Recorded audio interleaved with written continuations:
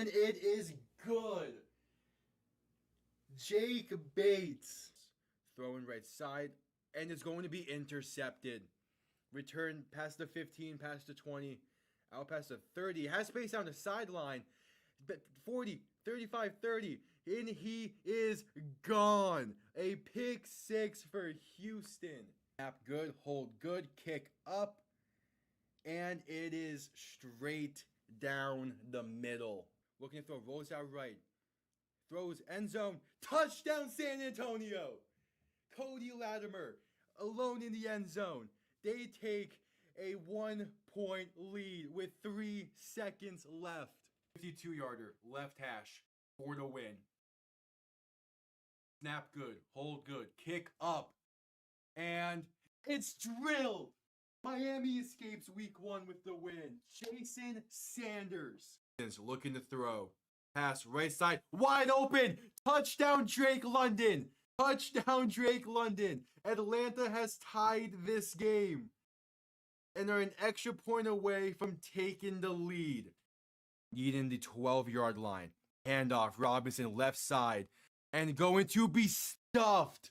A loss of 4, maybe 5 on the play. And with 50 seconds to go, the Chiefs have the ball. And most likely that does it. Ball on the 17.5-yard line. Looking to throw. Stepping up, throwing for the end zone. And caught. Touchdown Green Bay. Dontavian Wicks. 56 seconds to play. The Packers are within 3. 6:17 to play in overtime. Tua shotgun, back to his left. 3 receivers to the right, bunched up. Tua to throw. Pass time. Plenty of time. Pass. End zone, left side. Jonnu Smith. Touchdown Miami. They're gonna win. Let's go, baby. Here, back behind him. 3 receiving options to the left. Gonna send Smith in motion. Toss left side for Saquon Barkley. Good blocking and room to run. Pass midfield, spinning his way. Pass to 35 to 30, 25, 20, 15, 10, 5, and the Eagles respond instantly. Saquon Barkley. Oh my, making his presence felt. 1 play, 60 yards, 3rd and 9 from the 35. Mahomes looking to throw. Quick pass left side, caught by Piron. Has room to run. First down and more. Down to about the 17. And he stays in bounds. That will do it. The Kansas City Chiefs have escaped the Bills and have punched their ticket.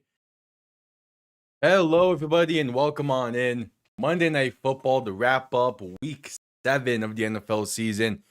It is a doubleheader tonight, but because the second game starts at a good old 10 p.m., we're only going to be live with this one between the Buccaneers and the Lions. It's Motor City Muscle Night in Detroit. They're wearing their all-black uniforms. So welcome on in. Hello. Yeah, Detroit's wearing their all-black uniforms, so the graphics on my stream are going to match with that.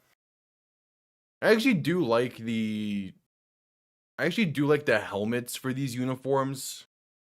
Not the massive fan of the all-black, but it does look good in motion when they wear them, so I'm fine with it. Yeah, welcome on in. Welcome on in.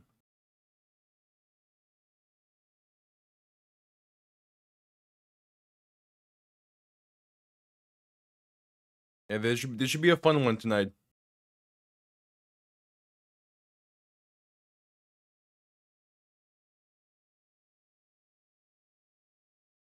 This should be a good one. Emeka Egbuka is playing in this game. That was one of the big announcements during the inactive window, is that he is set to play after missing the tail end of last week's game due to I believe a slight hamstring. He is set to go in this one. That's a big get for that Buccaneers receiving room.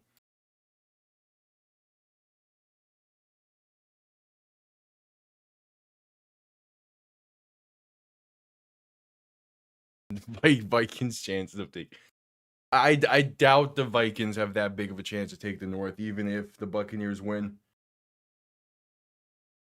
Like of any team, like the Bears might come out of nowhere with the North.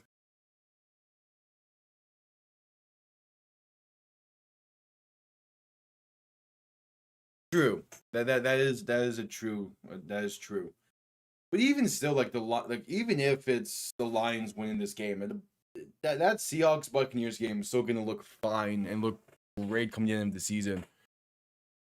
It is. I mean, is it still the best game of the season so far? That Broncos Giants game might have overtaken it.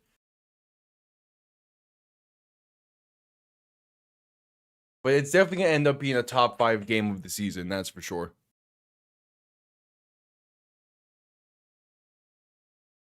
Yeah, those Motor City helmets for the Lions look beautiful. I love those.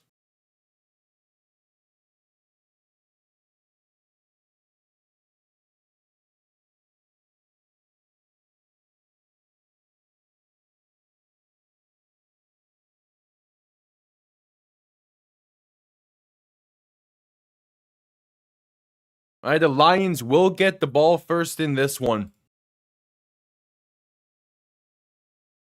So kickoff underway from Detroit, Michigan. Going to be returned beginning from the 4. Has to move out past the 20, 25, past the 30, and down to the 32. The Lions will begin from there.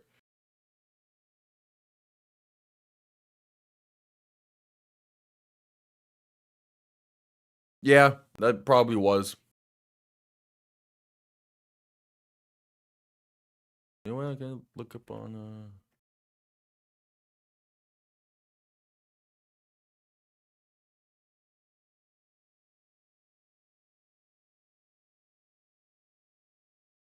All right, so first play of the game, Jared Goff under center, back behind him. 2 receiving options to each side. Tight ends and in motion, they're going to play action and look to throw. Has some time, pass left side is just off the mark and incomplete for Amon-Ra St. Brown. Definitely had him. Just wasn't fully prepared for that one.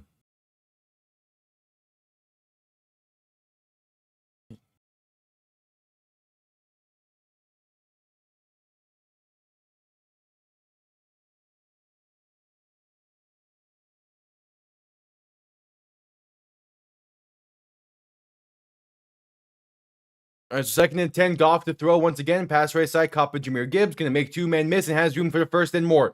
Pass midfield to 45 to 40 and out of bounds near the plus 39.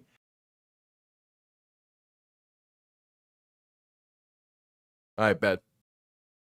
Yeah, I'm excited to watch that Seahawks Texans game. Again, I won't be live for it because it starts too late for me. But I'll definitely have that on while I'm working on the remaining stuff for power rankings I got to today.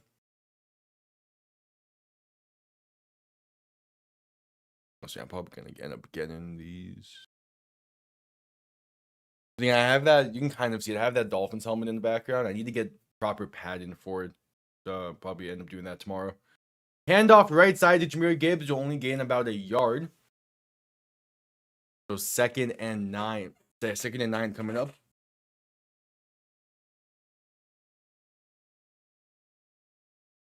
Yeah.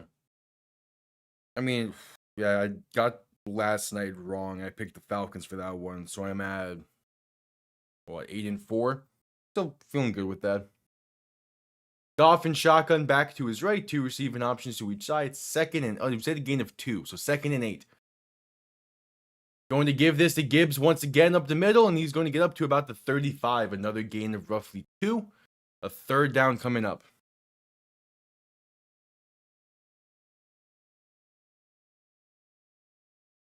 Yeah, that's fair with the distractions.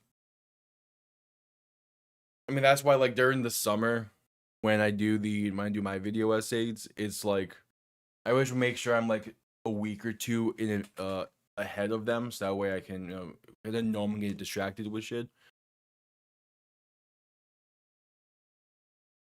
Like the work on video essays that release during the summer begins during the winter break. Goff to throw in 3rd and 6, has some time. Gonna roll to his right to buy more. Throw in right, gonna be incomplete. Underthrew. Believe that's Khalif Raymond he was looking for, but there's a penalty marker down either way.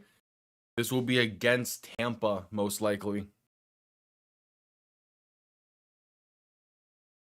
Yep, illegal contact, and the Buccaneers going to give the Lions a free first down.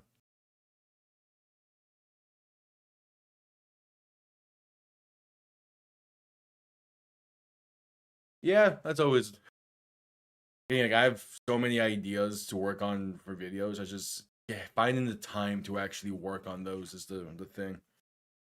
That's why I'm like winter break when I have a full month to like not really worry about like having extra stuff on top of the weekly stuff. I'm probably gonna get like at least 3-4 videos researched and written. Handoff left side on 1st and 10 is gonna get about 2 or 3.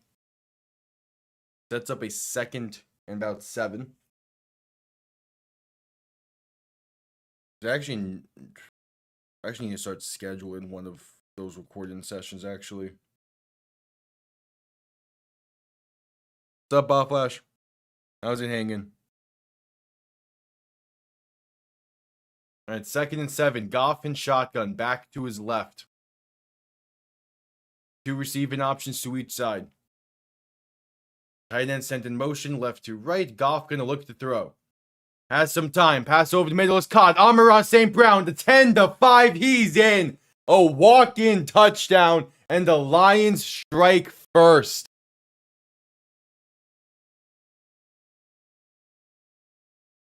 Just under 12 minutes to play in the first. The opening drive works wonders. 27 yards out. There we go. That's a great drive for Detroit. No, you're good, Bob Flash. You're good. Last night wasn't that spectacular of a game anyway.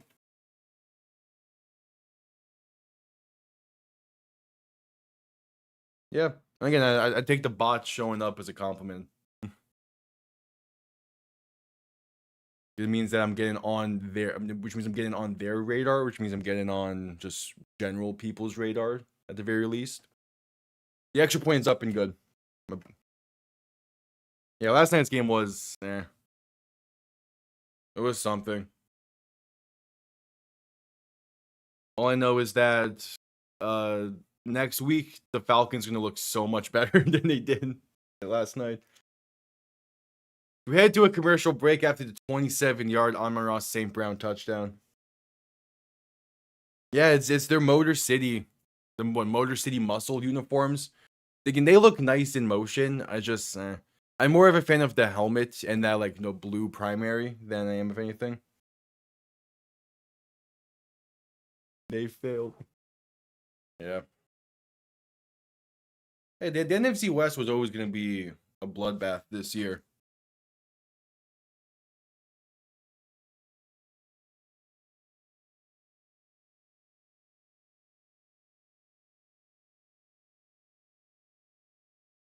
Can save $1 on this helmet padding? Fuck yeah.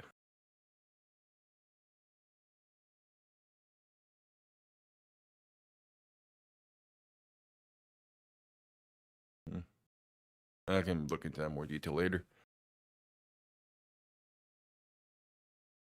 Yeah, I saw that. That's the very rare example of the media images and the studio lighting making a jersey look so much better than it does in actual motion. Those did not look good yesterday.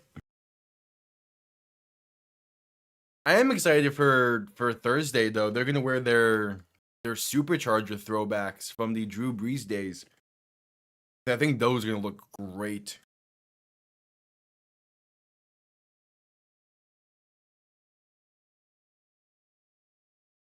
Yeah, no, yeah, that's the 49ers have been really impressive this season just because of how they're dealing with the injuries. Like they have not been phased by them, and I have to give them so much credit for that because it's so easy for a team to get that many injuries against them and just completely look different.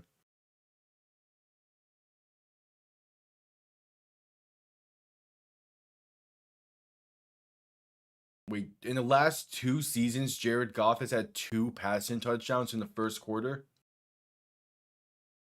What? Okay.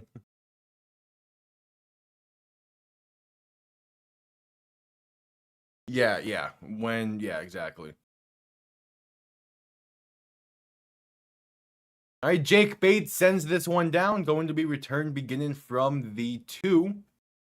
Has room up past the 20, past the 25, the 30, 35, 40. More room past the 45, past midfield, and finally brought down near the plus 46. But there is a penalty marker down. This might be brought back. A great return going to get negated by a bad penalty.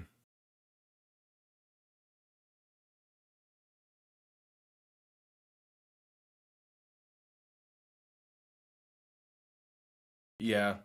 Yeah, the penalty was holding on Tampa. Yeah, because like studio lighting definitely plays a massive factor in jerseys. That's why most of them I'm like I need to see them on the field before I make a full judgment on them. And those Chargers ones were a great example as to why. But the NBA is rolling out their City Edition uniforms beginning today. Like the Minnesota Timberwolves one looks good, but I need to see it on the court. Baker under center, back behind him. 3 receiving options to the right. Going to hand this off up the middle, and that's going to be Rashard White up to the 20 for a gain of roughly 5. Bucky Irvin's still out tonight, I'm pretty sure. So we're gonna be using a lot of Rashard White in this one.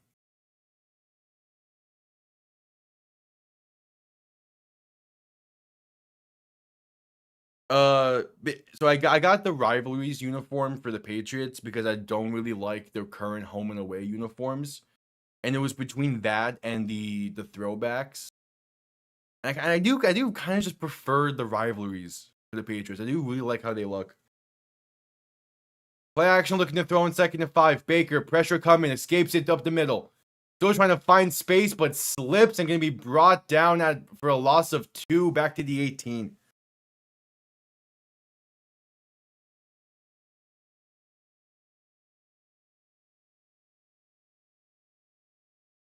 Yeah. Yeah, I got my wisdom teeth removed, what, 5 years ago at this point? Maybe, yeah, it has to be at least, no, 5 is too long, because I got them removed when I knew, like, probably 3 or 4 years ago. Yeah, it's not fun. Baker in shotgun, back to his left, looking to throw in 3rd and 6. Pressure coming, escaping to his right, passing right, going to be caught, but not enough. Sterling Shepard on the reception, forced out of bounds soon after catching that one. And it's a 3 and out for Tampa to begin this game. Ooh, that's a rough start. Listen, I love the Patriots throwbacks, but I don't know. There's some when you see those rivalries uniforms in person or like on the field, it looks so much better than what my camera and lighting can do with it.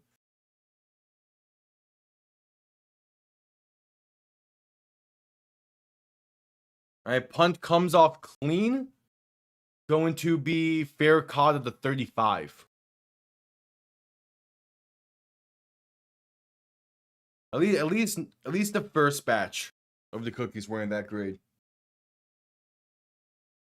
Again, I like those throwbacks as well, but it's just I don't know.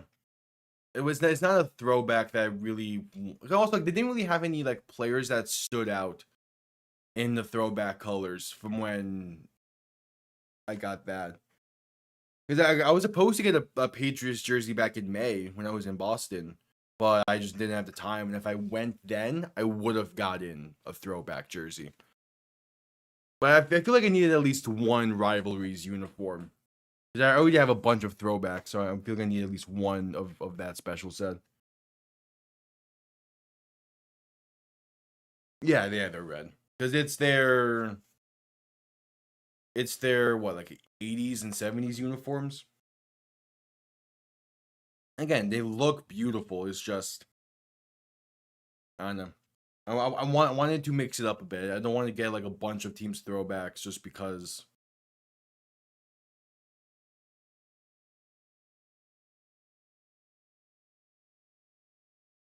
Yeah, I agree. Their rivalry is one of the better ones. Because what the only other, I mean, I could have gotten any of the NFC West, but I don't know. I think if I was gonna get a rivalries uniform from this year's set, that the Patriots gonna be the one. Because like I have the Kelly Green, I mean technically the Ravens one's a throwback, even though it's just the same black alternate that they wear. But like that's an 04 one. I have an 80s Raiders uniform. My main Dolphins one's a throwback. So like I got a bunch of throwbacks. I wanted to mix it up.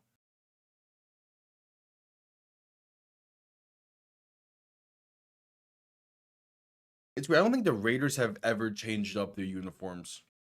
Despite like they've definitely changed up the logo, but I'm pretty sure those uniforms have been the exact same since their inception.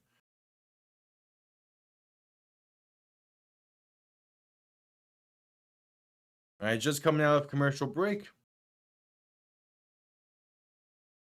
Putting a big emphasis on that Amon-Ra St. Brown headstand celebration from last year.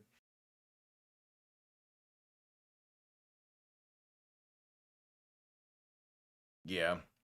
Also, like my Miami Heat jerseys are also throwbacks technically because that's 2012 LeBron and like an 05 Shaq.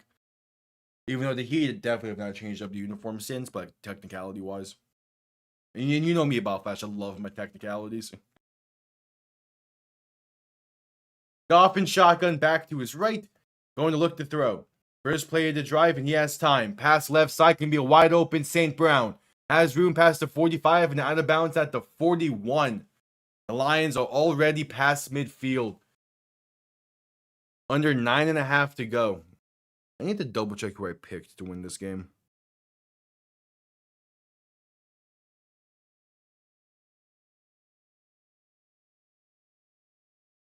I'm just not sure how you can rebrand the Raiders. They're one of those teams where they have one of the most iconic brands in sports alongside the Cowboys. I don't think you can feasibly rebrand them and have it look better. Or like it'd be an instant hit. Like yeah, through the years it might, it might wear off on people, but that instant hit after a rebrand is so important. All right, first down play was a handoff up the middle for a gain of 1, so 2nd and 9 coming up.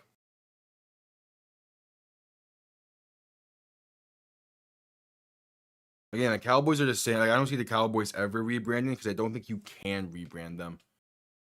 Goff looking to throw, pass over the middle, is caught up to the 35. That is Sam. No, that's.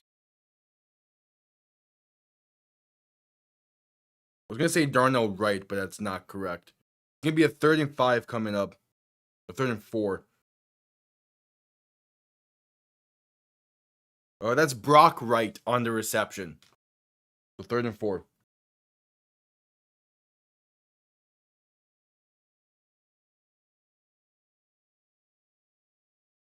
If you any city editions that get released throughout tonight, Ball Flash, just send them to me because I want to see them.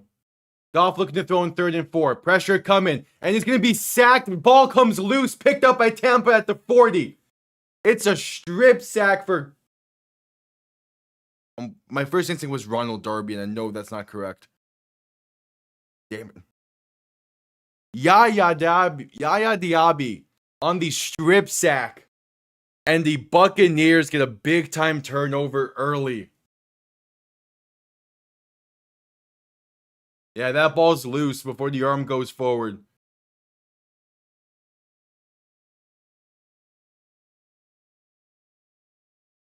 That's a great defensive play.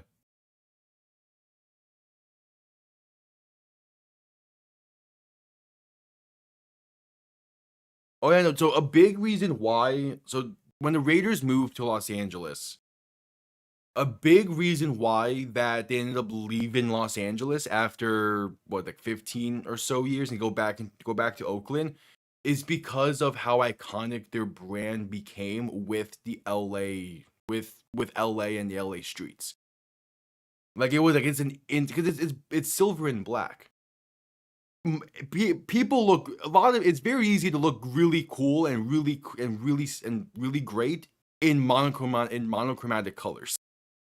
So that their branding hit instantly with the street gangs of LA. And Al Davis wasn't a big fan of that, so they moved back to Oakland, but by that point, the effect already hit. Yeah, the Raiders were football pretty much, yeah, entire 70s and 80s because of John Madden as well. Oh, that one, yeah. Yeah, what all? I know most of the city editions have been leaked, but which ones have been officially announced?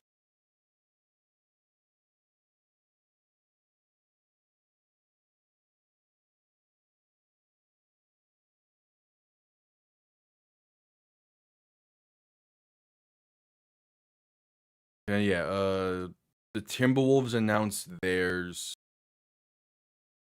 and they're going back to that Prince-inspired stuff. Hawks are leaning into the peach tree Brandon, which makes sense. These actually look pretty nice. Boston is looking the exact same. Cool.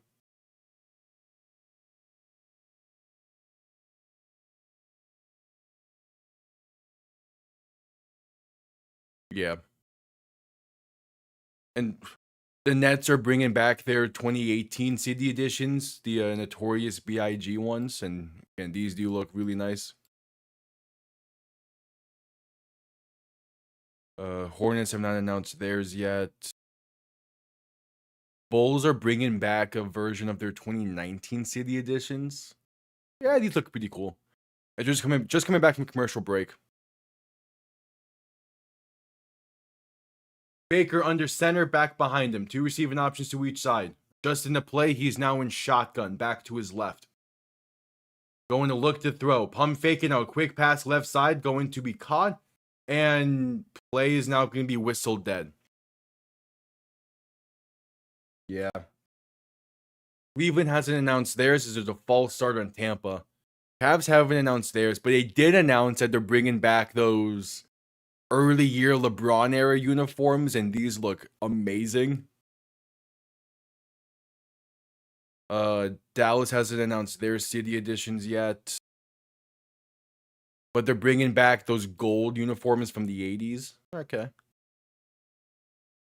Thank you that Denver's city editions no longer has that 5280 bullshit on it. Baker to throw in 1st and 15. Pass left side going to be incomplete, just too far outside for Mike Evans. 2nd and 15 coming up. Yeah, Denver's bringing back the 2019 city editions, which look so much better than what they've had. Detroit's rebranding their 2021 city editions. These look plain as hell. I think the current stuff is like the Heat are going to lead with like a device again for their city editions, but it hasn't been announced yet.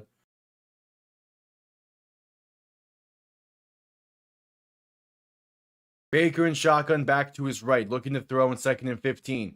Has time, pass over the middle is going to be caught by Cade Otton up to the 46. A gain of 9 and a more manageable 3rd down. Golden State's recoloring their 2019 city editions, and honestly, this recolor does look really nice.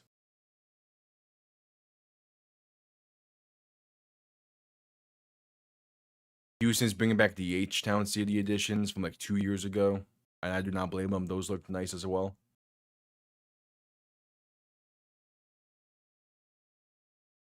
All right, 3rd and 7. Baker alone in shotgun. 3 receivers to the right, 2 to the left, looking to throw. Quick pass right side, going to be a screen that gets blown up for a loss of 3.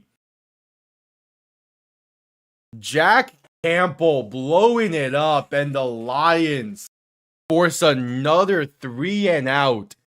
And don't let the turnover phase them. Rashard White lined up out wide to the right. And that screen never had a shot. Yeah, I'm going through an NBC Philly article that has all of them announced. That has all of like the officially announced ones. I don't want to see like the leaks just yet with them. Punt comes off clean. Going to be fair caught at the 13. The Lions will begin from there, trying to bounce back after the turnover.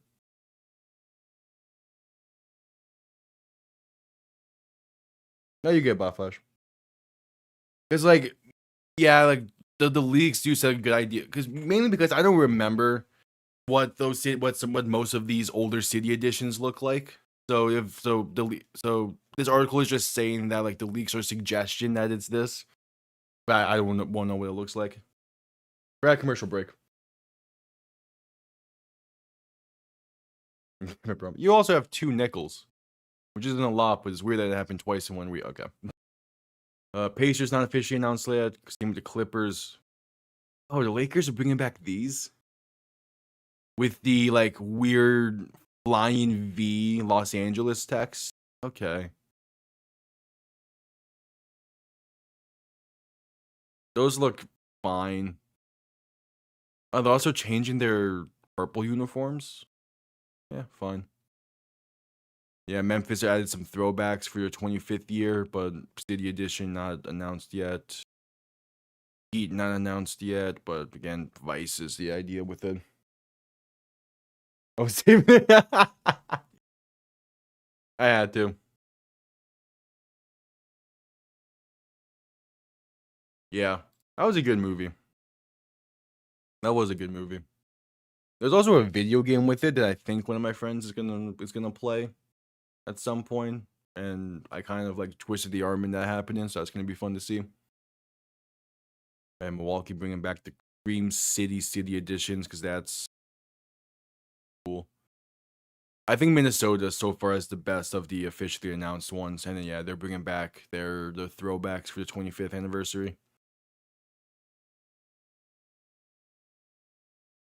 Oh yeah, New York has a new Statement Edition uniform, and these look clean. God damn, the Knicks do have some of the best uniforms in the NBA. OKC's recoloring their 2018 City Edition. Yeah, no City Edition for the Magic yet because they just fully rebranded. Sixers bringing back the AI uniforms. No City Edition yet. Oh, Suns got a new Statement uniform. That's kind of clean. All right, back from commercial break. Ball on their own 14. Goff under center, back behind them. 2 receiving options to each side, can send one of them in motion as they hand this off right side for Gibbs, and you get past the 15 to about the 17, a gain of 3.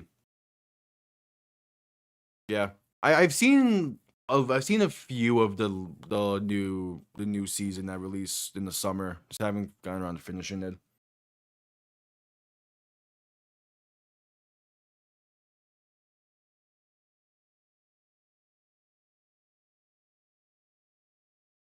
Yeah, Trailblazers haven't announced their city editions yet. Oh, Kings are bringing back the 22 ones. Yeah, these are nice.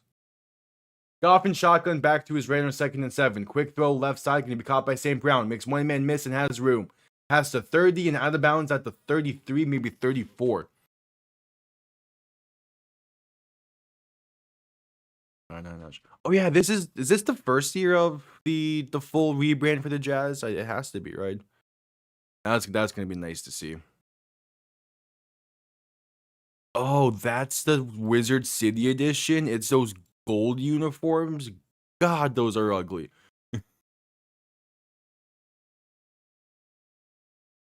No, the Heat haven't announced ours yet, but the current idea is that it's going to be Vice again, which I'm fine with.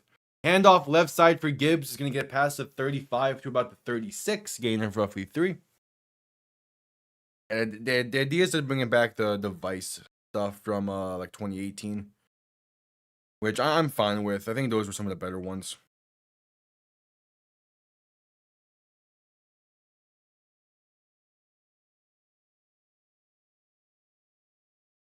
Goff under center on 2nd and 6. Going to hand this off once again to Gibbs up the middle, and he's going to get enough for a first, past the 45 to the 46.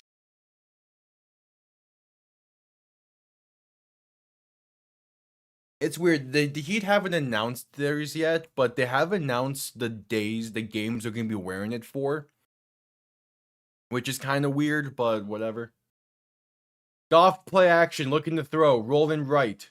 Has some time, gonna take it himself. Past midfield up to about the plus 47. Gonna be a 2nd and roughly 5 coming up. Yeah, but I think the idea is that it's now gonna be purple primary with pink accents. At least that's from what I've seen. Actually, next commercial break, I think it's still in that backpack. I have like the Heat yearbook from this past season. Goff looks to throw in 2nd and 4, pass right side, going to be caught by Gibbs and has room. The 30 to 25 and down to the 23. That's just like a cool like novelty thing. It's either in that backpack or I left it down south. Either way, I have it at least.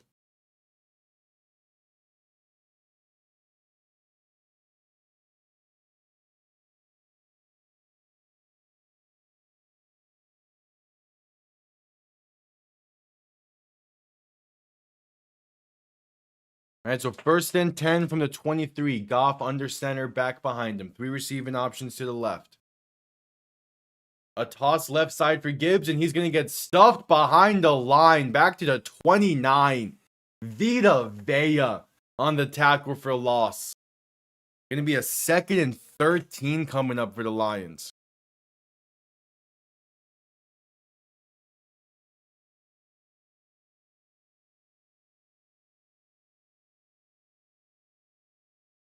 Okay.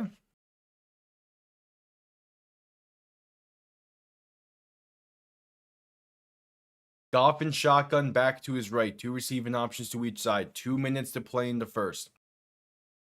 Goff looking to throw. Pass left side. Going to be caught. And going to get those 3 yards right back. 3rd and 10 coming up. Oh, also, ball flash. I'm not sure if you saw, but Vlad Guerrero Jr. arrived to today's game wearing a Toronto Maple Leafs jersey. And I'm just going to say right now, congratulations to the Seattle Mariners for winning Game 7. Because the Toronto Maple Leafs have now won a Game 7 in the past, 7, 8, 10 years. Goff looking to throw. Has time, pass over the middle. Caught, going to be brought down at the 15, though. That's Khalif Raymond on the reception. Not enough for the first, but it does make it a 4th and 2. And with this Lions team, they're not scared to go for it.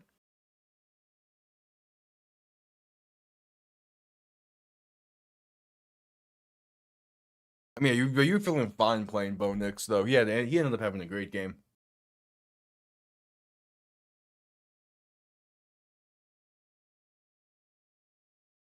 Dolphin shotgun back to his left. 2 receivers to each side. 4th and 2. Going to look to throw. Pass left side for the end zone, overthrown and incomplete. No flag, looking for Isaac Tesla. And the Buccaneers bend but don't break. They get a turnover on downs. Last year, in the meeting between these two teams, one of the biggest reasons the Lions lost the game was because they didn't take the points when they had the chance. So far, they did not learn from that mistake.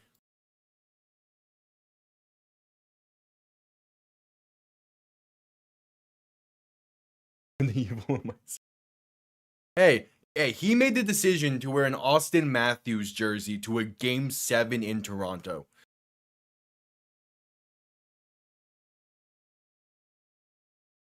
Yeah, fair. Baker and shotgun back behind him. 2 receiving options to each side. Under 10 seconds on the play clock. Baker going to hand this off up the middle. And that will be a gain of only a yard for Rashard White. And that's probably going to be the end of the first. Well, I think the full stat is in the Austin Matthews era, the Maple Leafs are 0 for 7 in Game 7s. So I'm not sure what Vladdy was thinking, but it's gonna be an interesting one tonight. Yeah, they did pull a Colts yesterday. I still can't believe they blew that lead. And yeah, Tampa's going to let this clock run. That'll be the end of the first quarter. So 15 minutes in the books. And Tampa, kind of lucky for it only to be a 7-point game. They have not really done a lot offensively, but there's still plenty of time. We head to a commercial break. Yeah, 33 points in the fourth is wild. The spirit of Demaryius Thomas led them to that win yesterday. Same day he gets put into the Ring of Honor. Only makes sense that they were gonna win that game. Just the fact it happened that way is crazy. I don't know.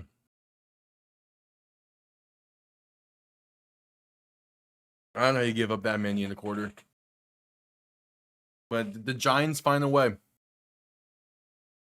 Part of it is they started playing a bit conservative. But still, like, it's not even like that the Giants did not score anything in the fourth. They put up 13. Like, that should have been enough.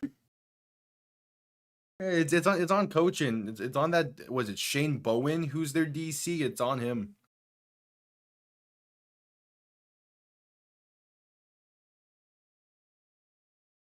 It's part of it's that you can, but it's not even like you can blame the offense because they put up 13 in the quarter as well. They did their job. It's a all around mess.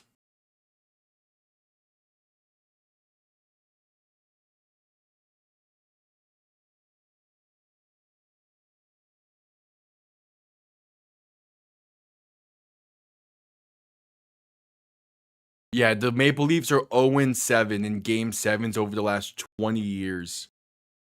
And this man decides to wear an Austin Matthews jersey to a game 7. That's a crazy. That is testing your luck. That is what that is. You are testing your luck with that one.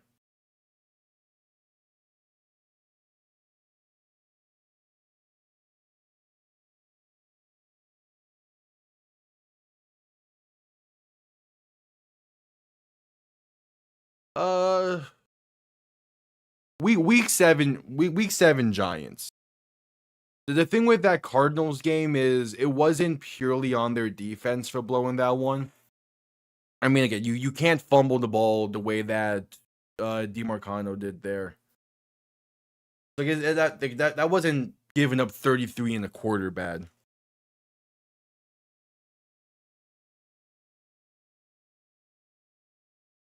Oh, that's right. Yeah, would have been 20. God, that would have been something. Was there how many extra points did they miss yesterday? As Baker under center going to play action and look to throw. Has time, pass deep, left side going to be caught by Mike Evans with a penalty marker down. That's Mike Evans, welcome back. All that can be said there. That's a great contested catch. The question is just, what are these flags? That's okay. Yeah, no, that's a catch. He gets a foot down. He gets an ass cheek down. That's a great catch.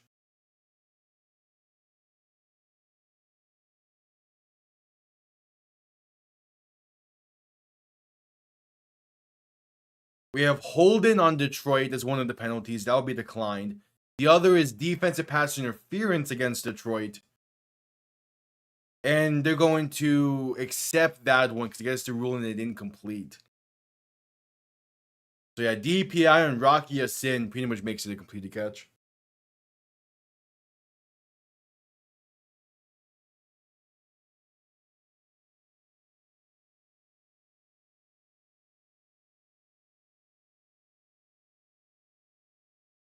Yeah, like those were bad as well for the Cardinals, but it's both defenses were bad performances, but 33 and a quarter is something special to give up. Yeah, week 5 Cardinals is more so on the offense. Handoff up the middle on 1st and 10 is going to get about 2 there. For Rashard White.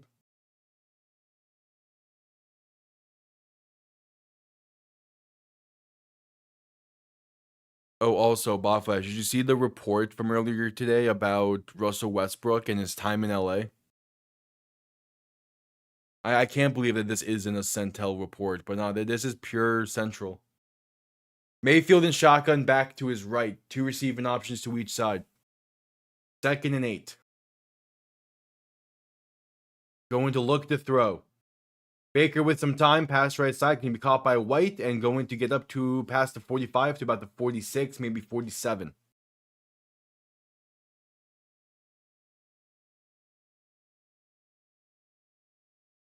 Yeah, exactly. It's again the Cardinals' loss is more so on their offense than it is that their defense had some bad errors in that game. The the Giants lost that game yesterday because of their defense. Yeah, check it out. It's a crazy report talking about LeBron and Russ's take on him after playing with them. It's crazy. Baker and shotgun back to his right. 3 receivers to the left on 3rd and 3. Has time, pass tipped at the line and incomplete. This Lions defense holding down the fort right now. And the Bucs will punt for the 3rd straight time to begin this game. I'll send this over in the Discord.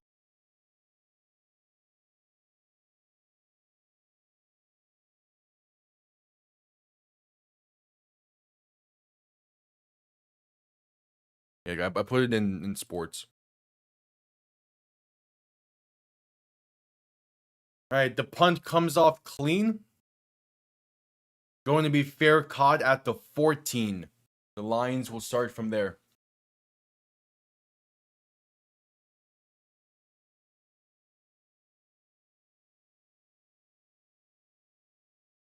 And we're heading to a commercial break with 13-16 to play in the first half.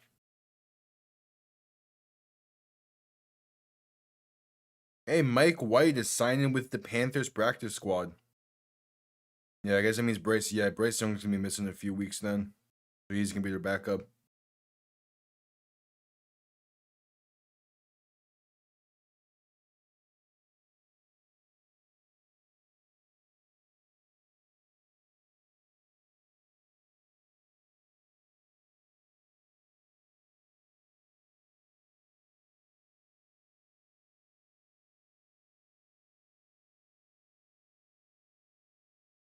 All right, that commercial break.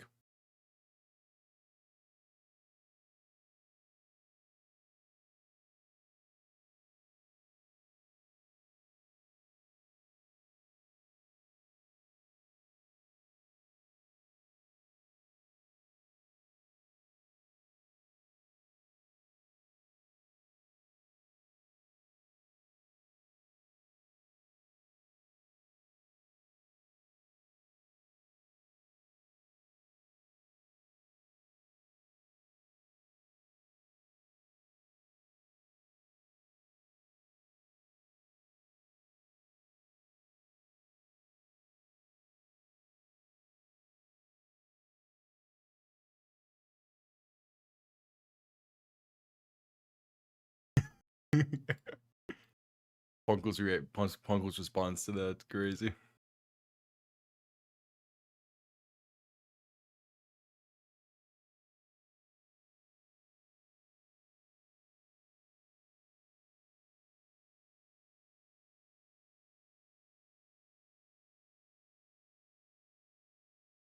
And to have this report come out a day before the NBA season starts and right after Russ signs with the Kings is fantastic.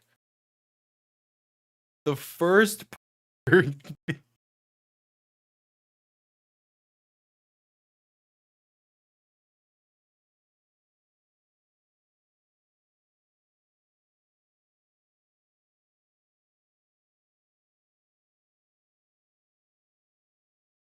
All right, back from commercial break. Goff under center, back behind him. 2 receiving options to each side.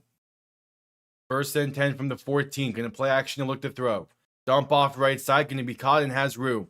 1st down and more for David Montgomery. Can get up to about the 29, maybe the 30.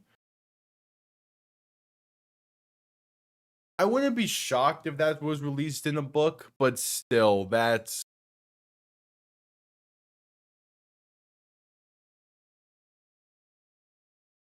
Wait, this isn't just any book. This is a Will Smith book.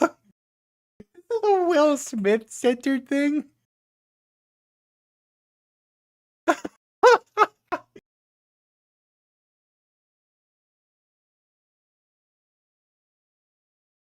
That's crazy. Handoff up the middle, and 1st and 10's gonna lose about 2. Vita Vea in for the tackle for loss, and a 2nd and 12 coming up.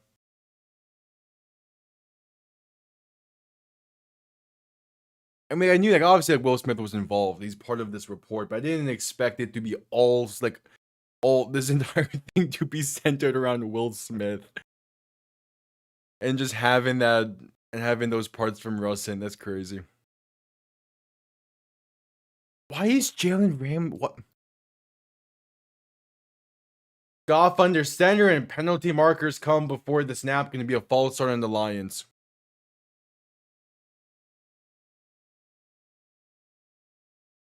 Yeah. Yeah, I don't know what the Giants were up to yesterday. That was a rough one. It's the defense. Like the defense lost that game. Dart played fine. The offense did their job. They put up 32 points. Like that should have been enough with how the game was going through 3 quarters, but it's defense. And also, there is stuff to blame there on special teams as well, because of not going with Young Ho Koo as your kicker. Pass right down to 2nd and 17 is going to get up to about the 35-ish for Amon-Ra St. Brown. Yeah, 3rd and 3 coming up. It's like they have a better kicker on their practice squad. Yet they're still rolling out this guy who didn't even finish his college career as the starting kicker. Which again, like there's guys right now kicking in the league that weren't the starting kicker in college. Like Jake Bates is one of them. But like at this point, you need to change that kicker. Dolph looking to throw in 3rd and 5. Pressure coming in, sacked. Back near the 21. The blitz gets home and the Lions go 3 and out. All right, this is going to be a defensive game out of nowhere. I'm fine with this. I want to point out that this article has Jalen Ramsey during 2022 listed as Jacksonville Jaguars cornerback. That man was in Los Angeles at that time.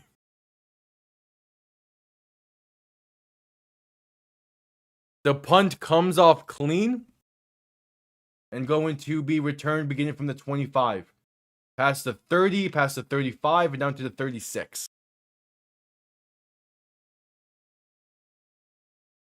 It's just, I don't know. The Giants are gonna have a very tough decision to make in the offseason when it comes to the coaching staff. And that's gonna be a make or break decision for the next like 4 or 5 years of that franchise. So we head to a commercial break with about 10 minutes to play.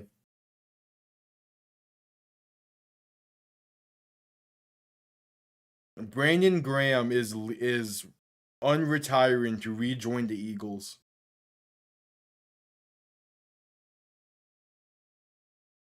Crazy.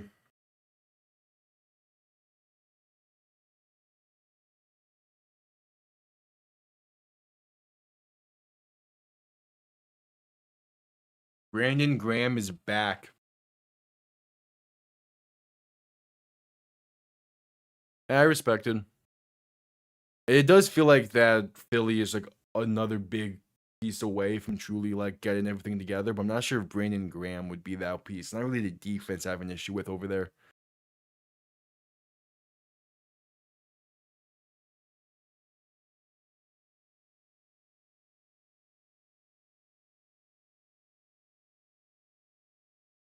Yep, at commercial break.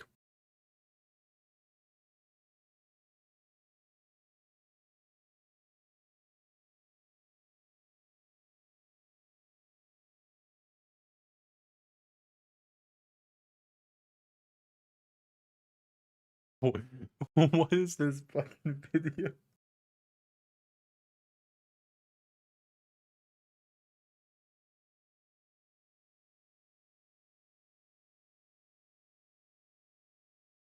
NBA Twitter is on just a different level, and the season hasn't even started yet. Still at commercial break.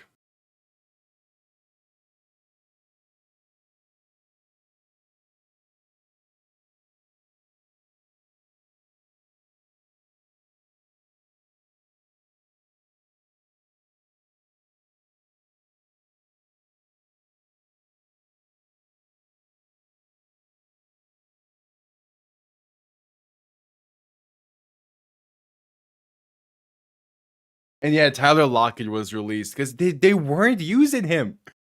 Like Tennessee is just they have a receiver room that definitely could have used Tyler Lockett's skill set, and he was not being used. Baker under center, play action looking to throw. Has time, pass right side is gonna be incomplete. Overthrown two Buccaneers. Not great separation on that route combo.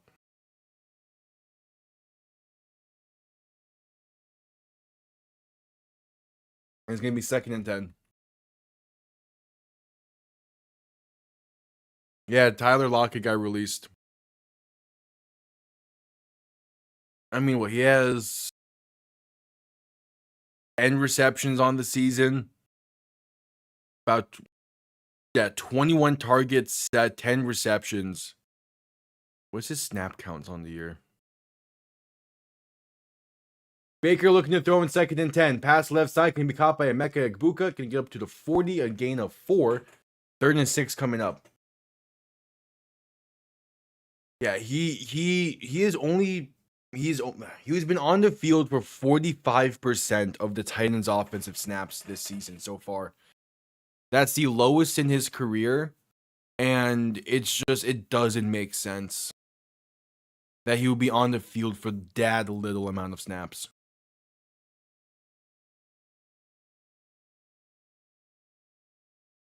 No, he was far from their biggest problem. But it's just he asked for his release. He wasn't being utilized by the Titans, and they granted it. Baker pass left side on 3rd and 6 is going to be caught by Cade Otton and get just enough for the 1st down up to the 46. Yeah, he requested his release because he wants to go to a team where he will be utilized. And I think he would have people interested in him because he probably just signed the vet minimum. I would think the Raiders will definitely give him a call because him and Pete Carroll do have that good relationship. But it's gonna be interesting to see where he goes, if he goes anywhere. Baker to throw in 1st and 10. Has time. Pass deep. Right side is overthrown and incomplete. Miscommunication on that right side. Gonna set up a 2nd and 10 with 8:32 to play in the 1st half.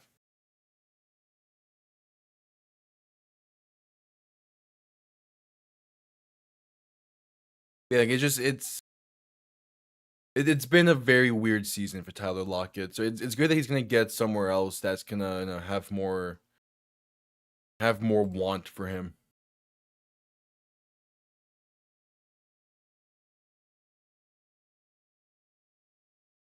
Baker in shotgun back to his right. Going to hand this off up the middle for Sean Tucker. He will work his way to about midfield. A 3rd and 6 coming up. That's exactly what they're trying to be. It's not working, but there's a lot of other issues with that Raiders team than just the roster and what's going on now with them.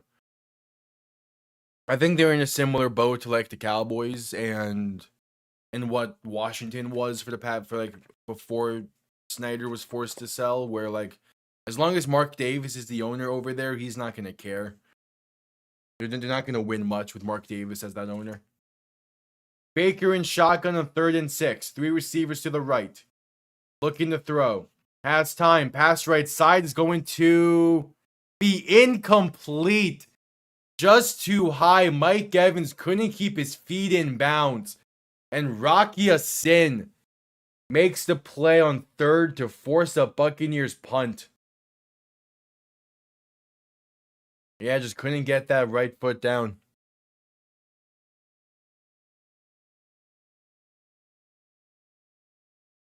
Yeah, and the Titans realize that this is not Tyler Lockett's older. He's up there in age. He wants to win a ring, and this is just the Titans are not a team where he can do that with. So he wanted his release. He got it. Punt comes off clean for Tampa. Going to be fair caught at about the 12th. They'll begin from there. This has turned into a massive field position battle, and I'm here for it.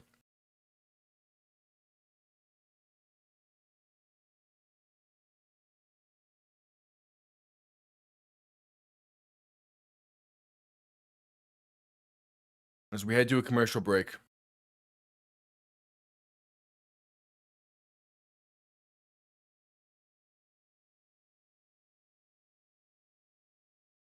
And commercial break.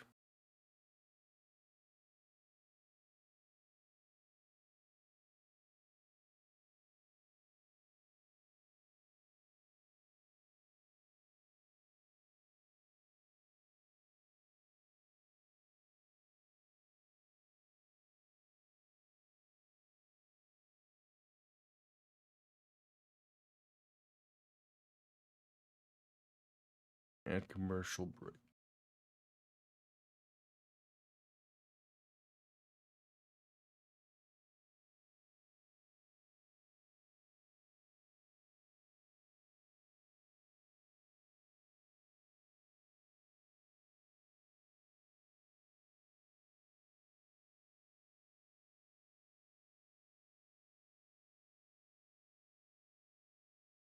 Oh, yeah, and also today we're getting more about the Kawhi Leonard pain under the table shit. And the cover story that the Clippers are trying to get out there is being told in two different ways, and neither of them line up with the initial reporting of Pablo Torre. So the Clippers are going to hell.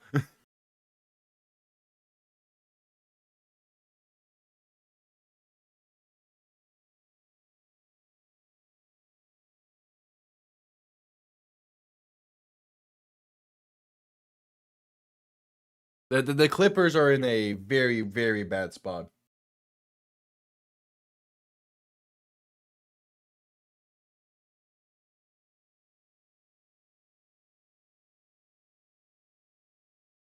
At this point, you gotta battle through with the tiredness and just try and get it and try and stay up for as long as you can. Key thing is like not just is not like laying down at all, or like being like an uncomfortable chair to where you can't where you can't just accidentally fall asleep.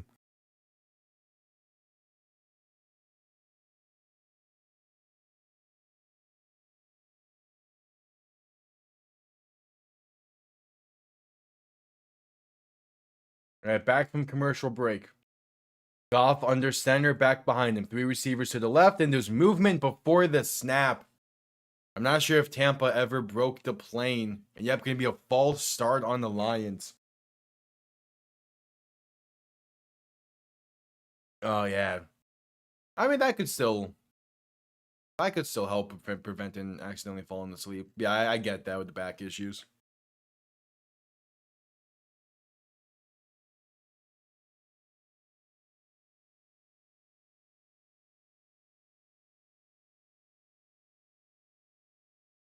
Yep, tomorrow it will be official that Brandon Graham is coming out of retirement. Goff under center, going to hand this off up the middle on 1st and 15. It's Jahmyr Gibbs spinning his way and bouncing left side. Past the 10 and out of bounds near the 15. All right, Jahmyr Gibbs. Penalty marker downs. Maybe coming back, though. Damn. Oh, yeah, that's fair as well.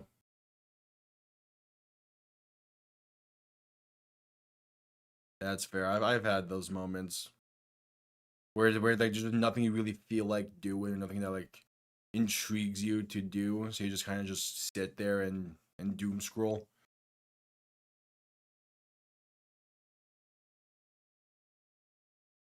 Blocking the back against the Lions is the call. Khalif Raymond being called against, and the Lions keep going backwards to begin this.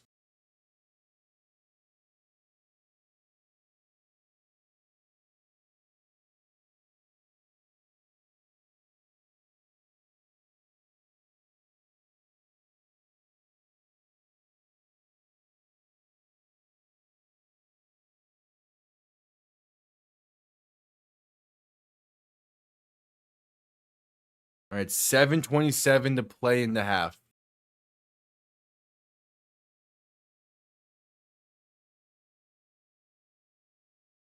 A 1st and 17, ball on their own 6-yard line now, thanks to 2 penalties.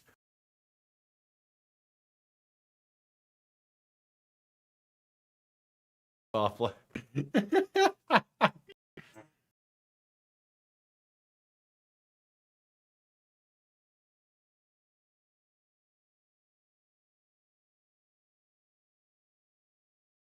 And now Sentel's playing their part. I love it.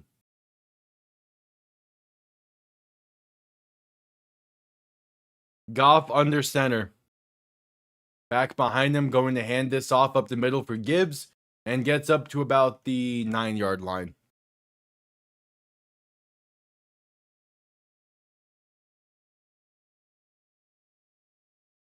So a 2nd and 14 coming up.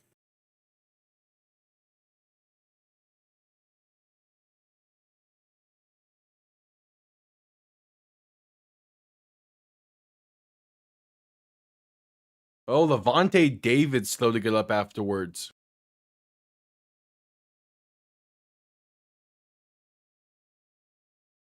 That could be a tough loss there for the defense.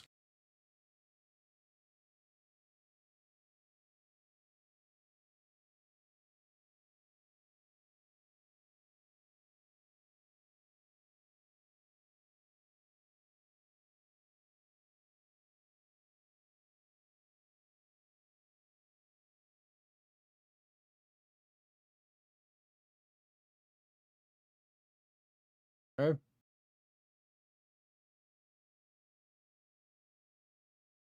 At commercial break due to the injury timeout. Yeah, those days happen where it's just like I was never really into it.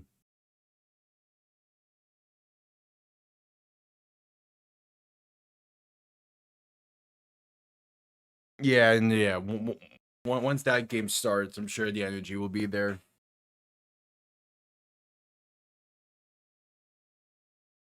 Yeah, that could be it as well. Yeah. I know like mainly on Saturdays, if I'm just like if on Saturdays I have a bunch of work to do and I'm up from like 9 and then I blow past like the 3 o'clock nap and continue just working the rest of the day, I'm kind of like in a weird mood. It happens.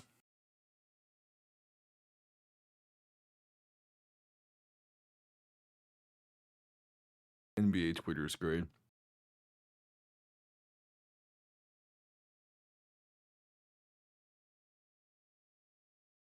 Yeah. Good. Nothing wrong with being a night owl. Yeah, and during like the summer and stuff, I'm typically am, but that's gonna be changing soon.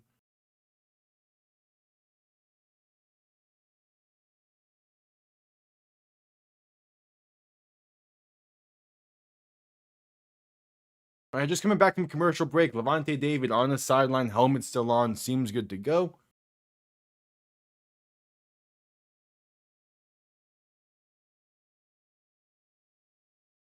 Goff in shotgun back to his left.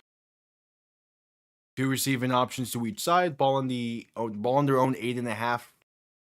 As Goff will look to throw, has some time. Pass over the middle is caught. Going to be Khalif Raymond up to the 17.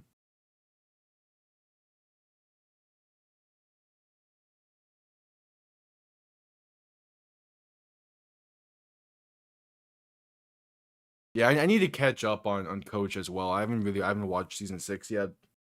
I need to though. I just have so much other shit on my backlog to watch. Well, you also have a proper job, Bob.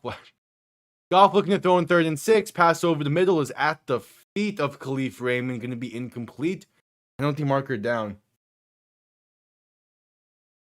I'm just hoping for a good game tonight. I picked the Lions to win in predictions, but I don't know, I'm just here for a good game. Yeah, no, I could not do that. Illegal contact on Tampa's the penalty. Gonna give the Lions a free first down. So we'll say Buff Flash. If everything goes according to plan, I'll be right there with you with 6 a.m. early mornings pretty soon.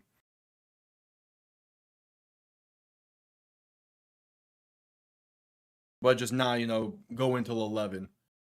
Handoff up the middle, gonna have room for Jahmyr Gibbs. One man to beat in the foot race. Past midfield to 40, 35, 30, 25, 20, 15, 10, 5. Jahmyr Gibbs. He is gone. The Lions extend this lead with 5:50 to play in the half. 78 yards to the house. Cannot give him that much of a runway. He will take off with it. Wow. There we go. That's the play to blow this one wide open.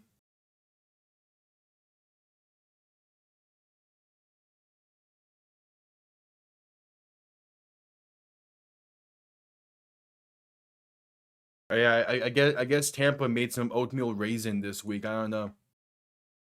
Extra point by Jake Bates is up and good. Those cookies were burnt. They put chili jam in those cookies. I don't know.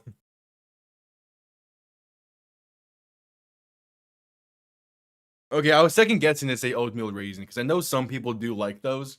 I'm not a fan of oatmeal raisin.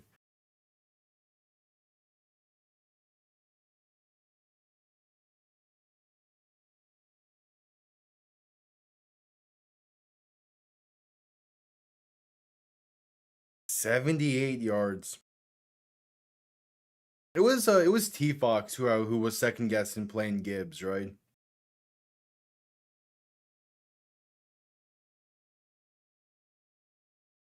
Yeah, he should have played Jahmyr Gibbs.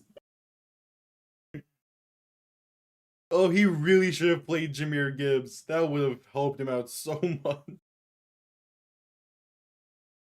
Jahmyr Gibbs already has more than like anyone on his.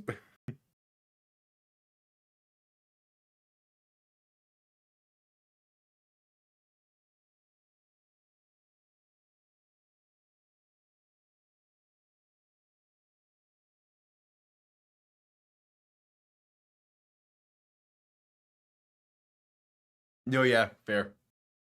Okay, I despise oatmeal raisin. Jahmyr Gibbs already had 100 yards on the day. 37th career touchdown. Crazy. Kickoff underway, going to be down in the end zone for a touchback. Buccaneers will begin from the 35. And they need to score quick. I believe the Buccaneers do get ball to begin the second half. So they're not completely out of this, but they're gonna need a good drive here soon.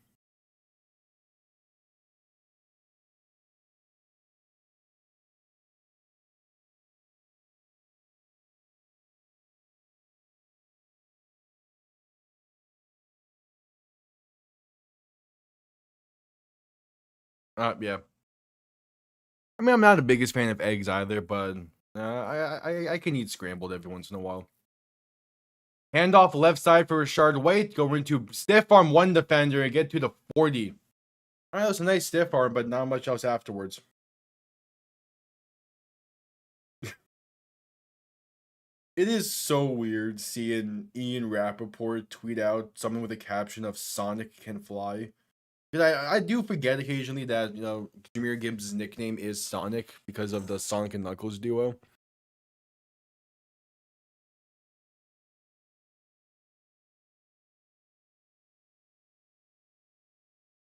All right, Baker under center, back behind him. 2 receiving options to each side. Play action, looking to throw. Lions send pressure. Baker, pass deep, left side. Going to be caught by... No, he couldn't hang on through the ground. And Evans is slow to get up. Oh, Mike Evans is slow to get up. He's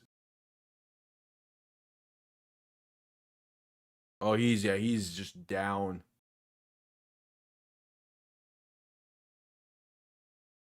I think he's out.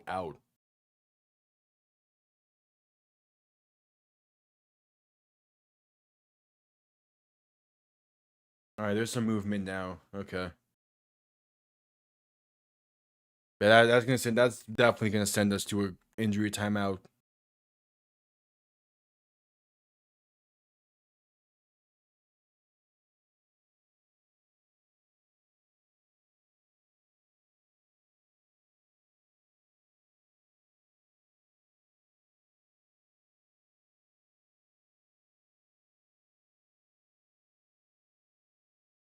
What could...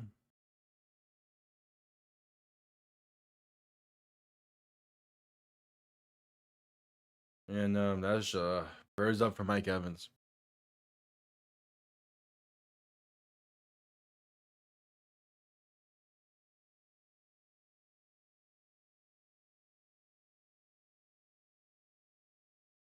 Yeah, I can't get a read on what it is. I'm not going to speculate. There's 5 minutes left in the first half. 3rd and 5 coming up. And Mike Evans just got back from injury as well.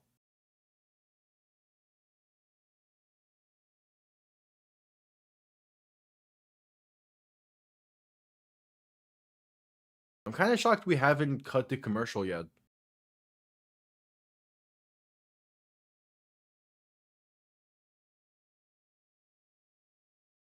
But if the Lions are to add someone with the nickname Tails, what prototype of a running back would that have to be? Because Gibbs is speed, Montgomery's their short yardage, so kind of like a power.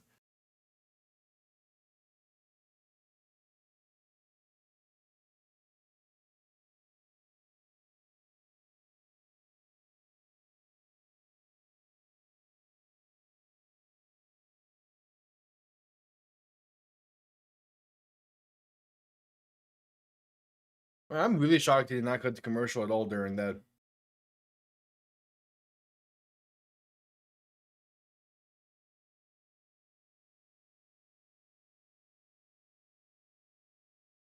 All right, so Mayfield in shotgun, back to his right, 3 receivers to the right.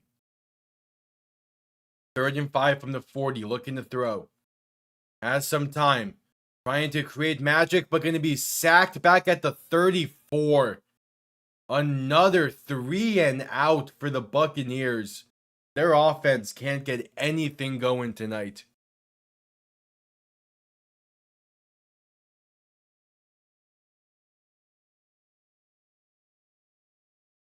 So Jacob Sailors, who is the main return man for the Lions, he could fit that.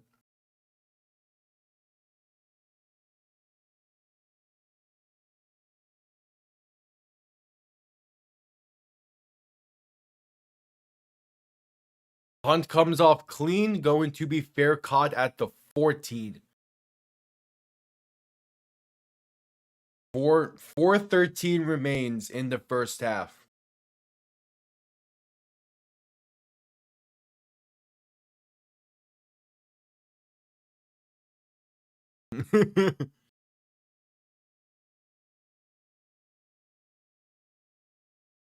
Because they were wearing those creamsicle throwbacks, and you can't play bad in those unless you are the 1976 Buccaneers.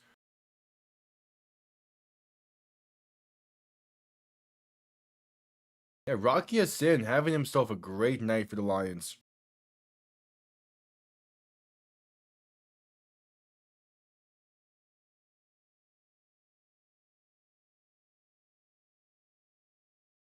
Goff in shotgun back to his left, looking to throw. Stepping up in the pocket, a shovel pass forward will get to the 17. A gain of 3 for David Montgomery.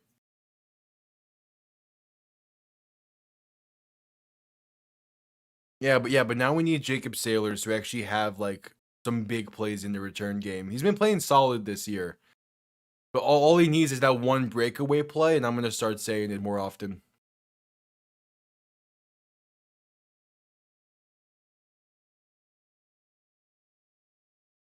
Goff and shotgun back to his left. 2 receiving options to each side, looking to throw. Pass right side, going to be caught by Jameson Williams. Penalty marker down, though. This might be coming back. There was a bit of a push off there. I'm not sure if that's what they're calling, though.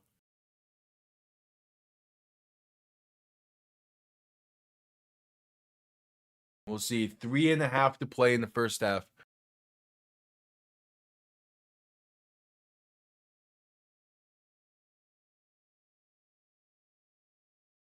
Yep, offensive pass interference against the Lions. Half the distance to the goal. Replay, second down.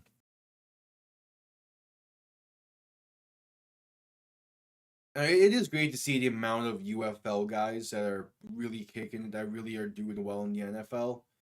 Jake Bates, Brandon Aubrey, Lucas Haverzik hit a franchise record field goal yesterday for the Packers. That was great to see.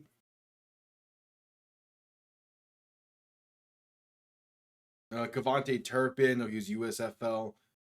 Jacob Sailors now here in Detroit. I know there's a few defensive guys. I'm just blanking on their names, but I know there's one in the Chargers, I believe. Goff looks to throw in 2nd and 15. Pass left side, going to be slightly overthrown, incomplete. Looking for Amon-Ra St. Brown on a slot fade. 3rd and 15 coming up.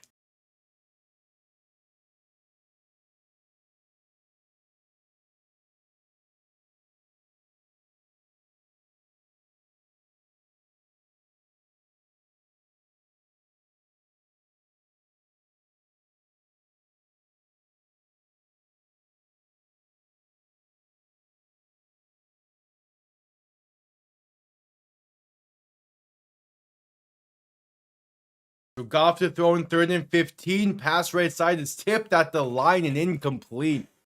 Trying to get the screen going there, but nothing was available. And the Buccaneers now force a 3 and out with 3 minutes to play.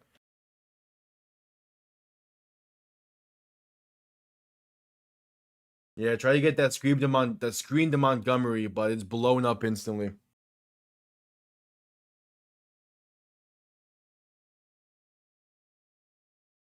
So Jack Fox on to send this one down, punting from his own end zone. Punt comes off clean. Going to be, that's a great punt. Return beginning from the 25. Room past the 35 and brought down near the 37. So the Buccaneers will start from there.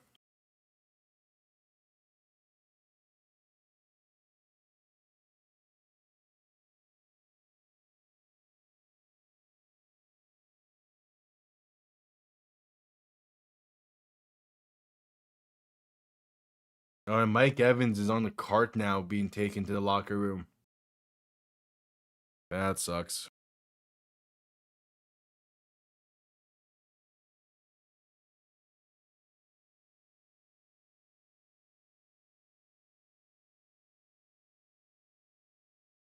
So Baker and shotgun. 3 receivers to the right, 2 to the left. Ball on their own 38. Looking to throw as the Lions send pressure. Pass over the middle is going to be caught, but fumble. His ball's loose and the Lions fall on it at the 41. Aiden Hutchinson falls on it. And the Lions defense makes a big time play. Wow. Sterling Shepard, the receiver there. Yeah, he has possession. That's a great peanut punch. That's a great peanut punch.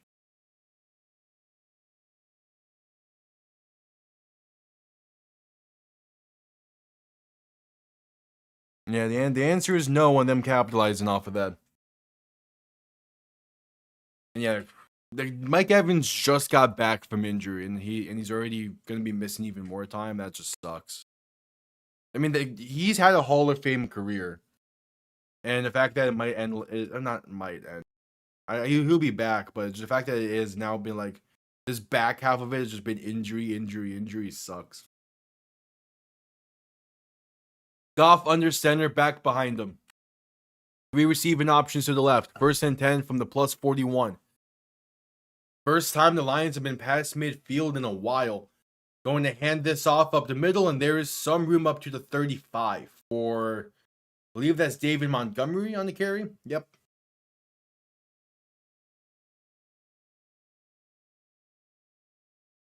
It's just an off day for Tampa, I guess. I don't know. Yeah, Mike Evans is already he's ruled out with a concussion and shoulder injury. Damn.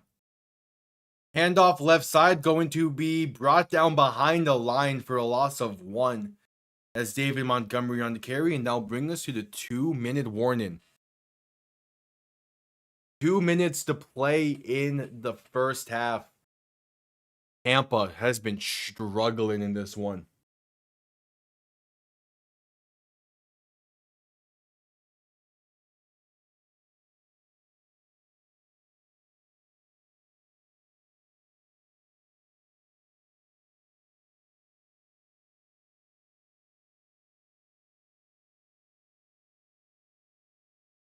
All right. Heading to a commercial break for the 2-minute warning.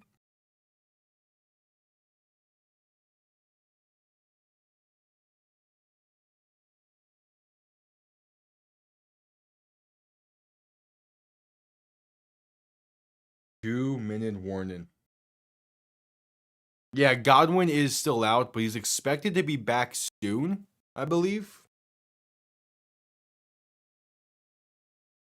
But yeah, I mean, this Tampa receiving room has been decimated with injuries all year, which has allowed Emeka Egbuka to really, really shine so far this year. But it's just you've been waiting for that receiver room to get healthy, and it hasn't happened yet.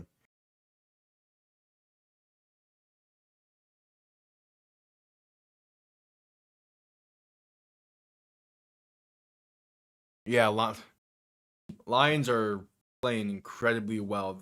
Again, they had that loss to the Chiefs last week. They had a loss to the Chiefs last week. You know they were looking to bounce back and gonna be playing angry and gonna be playing with a chip on their shoulder. And they've truly just stepped up and played well with it. This is the second time they're wearing these all black uniforms. The last time last year was against Seattle, and that was a pretty dominant win as well. So it makes sense. Again, sometimes just a uniform matchup, it brings it out of them. Also, Bob Flash, the Mariners are up 1-0 after the top of the first. I think that Austin Matthews jersey is going to prove to be bad luck, but we'll see.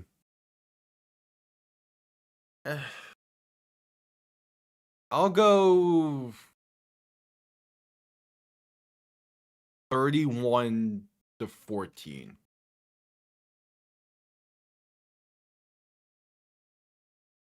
Hey, ESPN did it first. ESPN did it first. Goff in shotgun back to his left. 3 receivers to the right. Going to be looking to throw on 3rd and 5. Pass over the middle is short and incomplete. Looking for Jameson Williams. Going to be a 4th and 5, and out comes the field goal unit.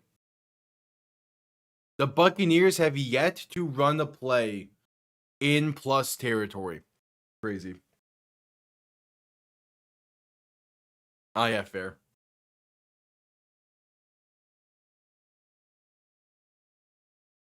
All right, so out comes Jake Bates for the 54-yard field goal from the left hash.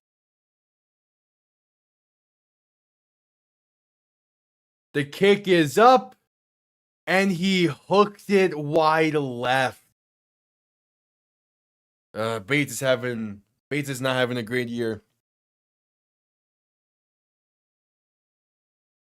It felt like they rushed that process though on the field goal. I don't know. Why did I give him points there?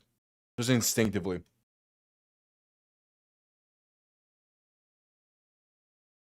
There we go. I just instinctively gave them points. I'm so used to Jake Bates being automatic. That's a tough miss, though, for him. That's one he usually makes.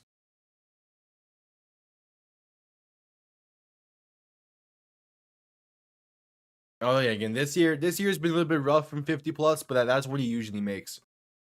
Baker looking to throw in 1st and 10. Has time. Pass is going to be... Oh, there's a fight for it. Looking for Cade Otton. They're going to say it's caught for a gain of 3 because the tie goes to the offense. But that was a risky one. Nearly picked off. A little bit too far outside. Cade Otton.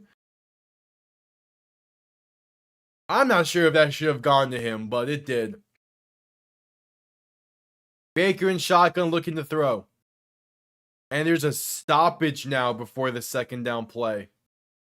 They're going to review this. They're going to review this.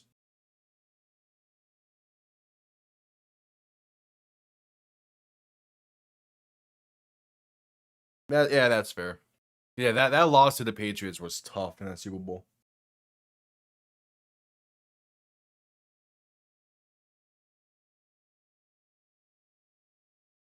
Okay, well, here's the thing, Flash. You have to bias towards Chase because he's now on Cincy. But no shot you actually are saying that Kayshon Boutte is better than Justin Jefferson, right? And also, Jettis is also an LSU boy. I would think you're fine with him being the best receiver.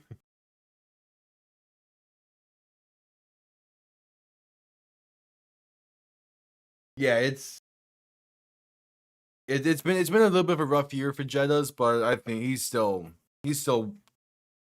top 2 receiver in the league. No shot you actually say Kayshon Boutte is better than Justin Jefferson. There's a little bit too much LSU bias there, which is crazy because Jettas went to LSU.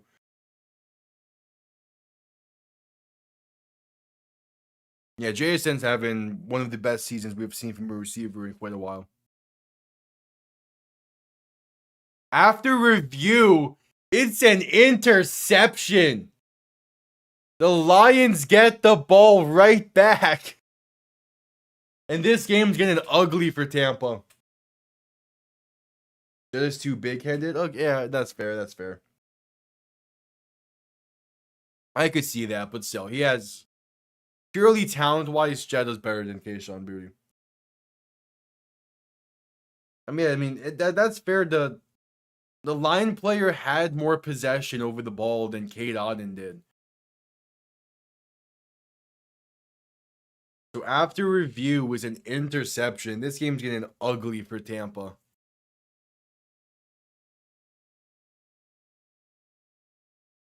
I think it was the right call. Yeah, the ball was on his chest while Otton had it on the shoulder, one-handed. The line player had more possession. It's fair. Handoff up the middle, gonna gain about a yard. They also added about 11 seconds back onto the clock.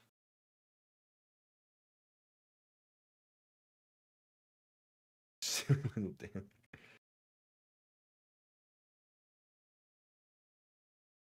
Week 7 has been a very interesting week.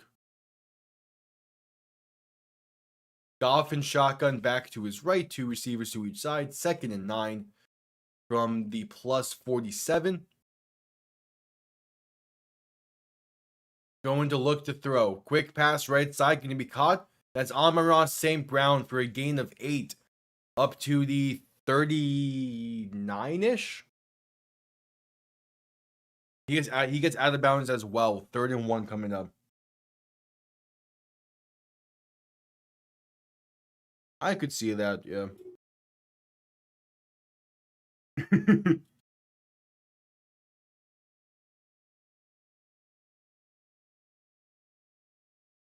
Hey, tonight can always end in a tie. Goff under center, back behind him. QB sneak will be enough for a 1st down. Gets the 1 yard needed exactly, and they keep the chains moving, but clock is running. They have all 3 timeouts. Why are they not calling any? It took until the 46-second mark before a timeout was called. They just wasted like 14, 15 seconds after that play. But the Lions call their first timeout.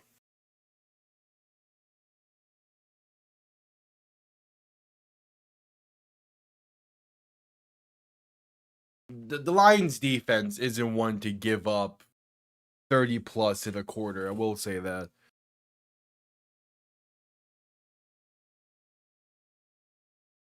Some not great news out of Seattle as the inactive list has been announced. Devon Witherspoon and Julian Love are both inactive tonight. That's tough for that defense.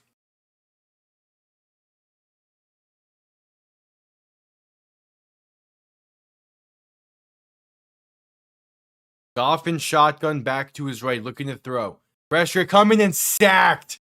Back at the 48. A good corner blitz, and the Lions go backwards massively.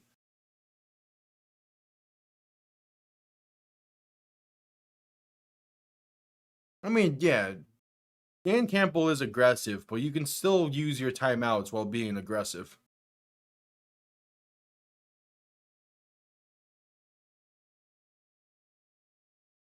All right, the Lions have called their second timeout. 28 seconds remain in the half.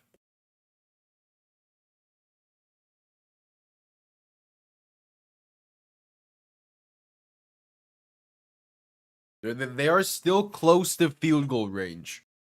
Jake Bates has a leg on him.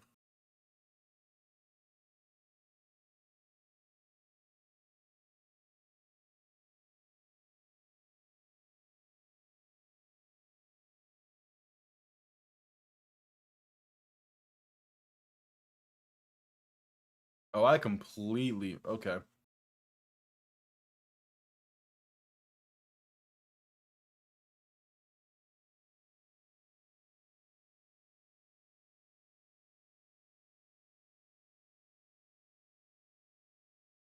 All right, so Goff looking to throw on, what, second down? Has time, pass deep, left side is... That's directly to Jamal Dean. That pass is intercepted. So much for the Lions getting points and a half.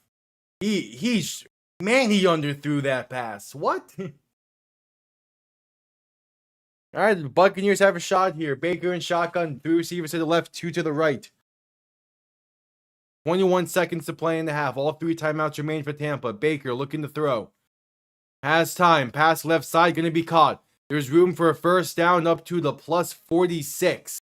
And the timeout will be called. Sterling Shepard on the reception. The Buccaneers have entered field goal range.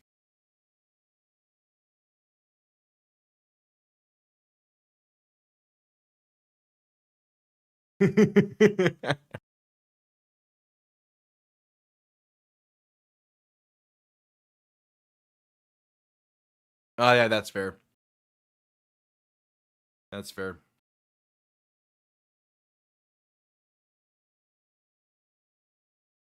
All right, Baker in shotgun back to his right. 3 receivers to the right. First play in Lions territory tonight for the Buccaneers.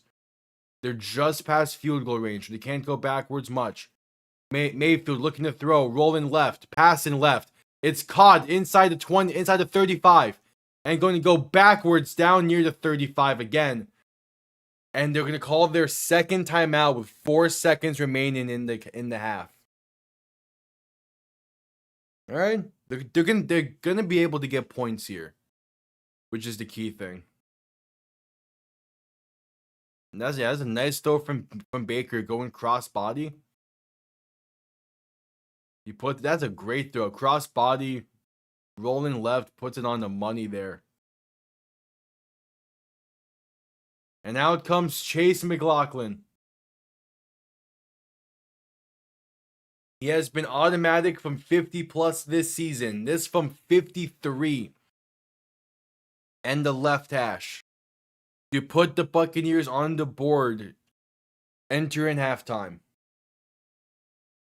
The kick is up, and it is good. Sneaks through the left upright, and at least the Buccaneers get something. We head to halftime. The Buccaneers get ball to begin the second half, and they desperately had a drive there to get something. That final 30 seconds might have just shifted tides toward in favor of Tampa, but we'll see.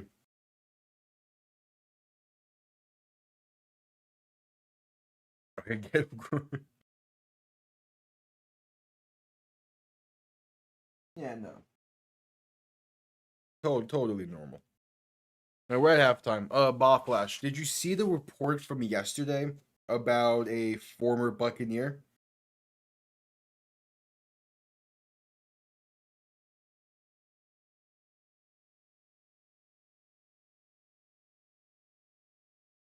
Yeah, that was heartbreaking. We got more information on it today, and it's a sad story, man. So for those that don't know, it was announced yesterday that former Buccaneer running back Doug Martin, aka the Muscle Hamster, sadly passed away yesterday at age 36. And he is amongst that like trio of running backs in the 2010s that I'm a massive fan of, despite them not being like world beaters in the backfield.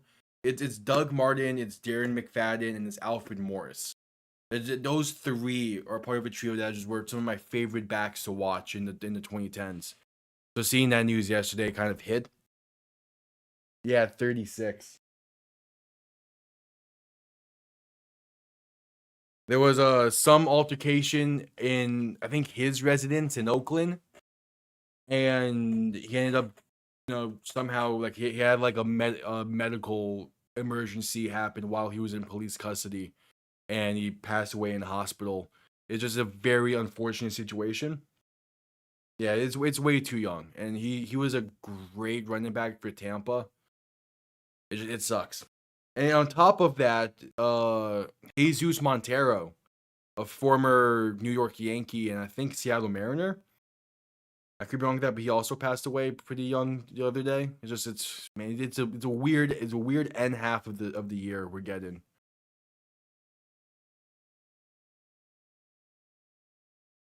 Yeah, it's a shame. Like again, Doug Martin was like he wasn't like a LaShawn McCoy or a Brian Westbrook, those kind of backs where like they can or like a game changing back. But he was one of those backs where it was fun to watch during an era of Tampa football that just wasn't good. He was the main reason to keep an eye on the Buccaneers, and it's unfortunate.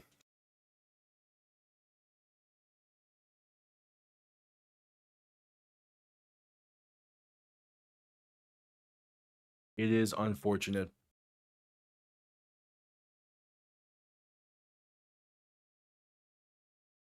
Like it was announced during the 4 o'clock window yesterday. So, like part of me wanted to bring it up during Sunday Night Football, but I felt like it was better to wait. See if we get any more information and talk about it here at halftime during a Buccaneers game because it's kind of more fitting. Yeah, it's it's crazy, man. It's crazy. And that's one of those things where just far too young and just he's a borderline Tampa legend, and to see him go like that, it's crazy. We got 9.5 left in halftime. So with that being said, I'll quickly be right back.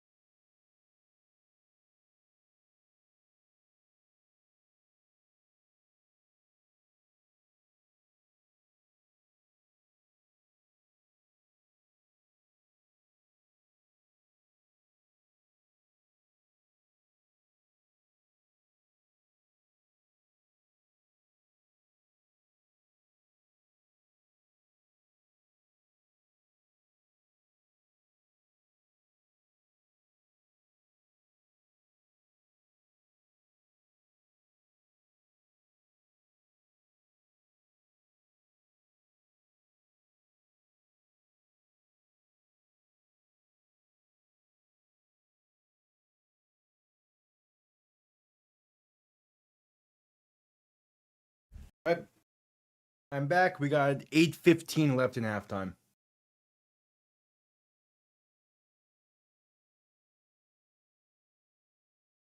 Oh yeah, no, yeah. But Bob Flash is a bit older.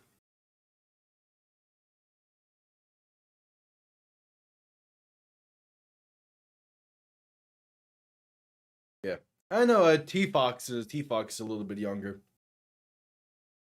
but he's obviously not here right now because he's dealing with his own shit. Yeah, just a wee bit.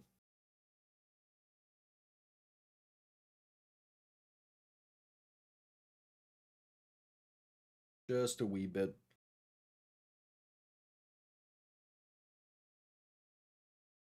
7.5 to go in halftime.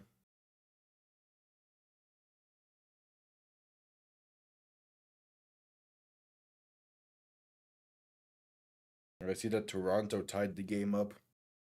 I also need to get my charger for this phone.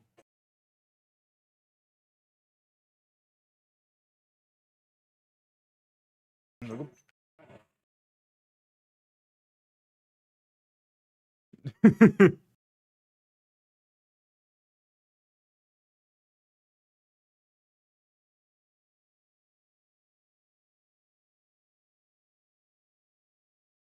Some days, some days, some days is being generous.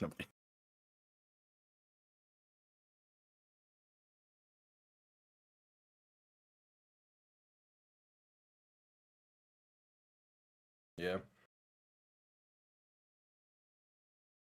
Yeah, like I'm gonna say like right after the Super Bowl is when I turn 21. That's gonna be fun. It's gonna be fun.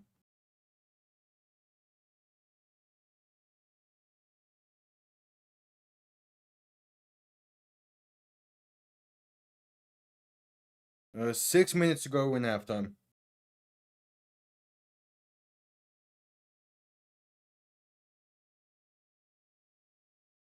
They're showing a bunch of like records for both of these teams in this kind of situation, it's all like 8-2, 12-3, like 12-4. Like it's whole just like well above 500 stuff. I'm like, damn, something out of the ordinary is happening tonight.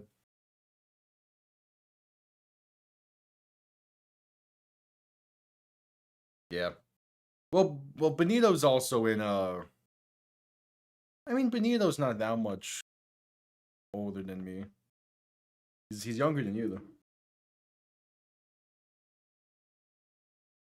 Benito is less of having struggles with the internet and more just not really caring enough. I'm sure if he wanted, he could get like really in depth with all of it, but he does enough. He does what he needs to.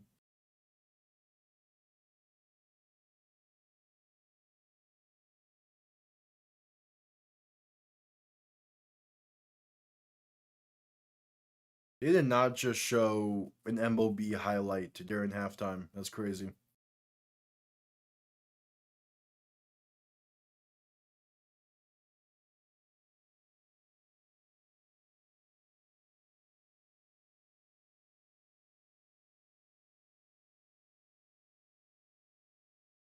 Well, no, it was a Dodger highlight they showed. Maybe because like they showed Matthew Stafford and him and Kershaw, but that was something. Yeah, I did see that Toronto tied it up, but I mean, Seattle's in a great spot now in the top of the second.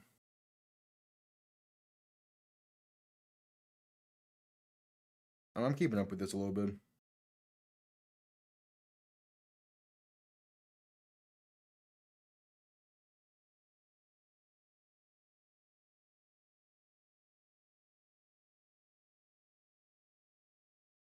Yeah, the Boo Warriors.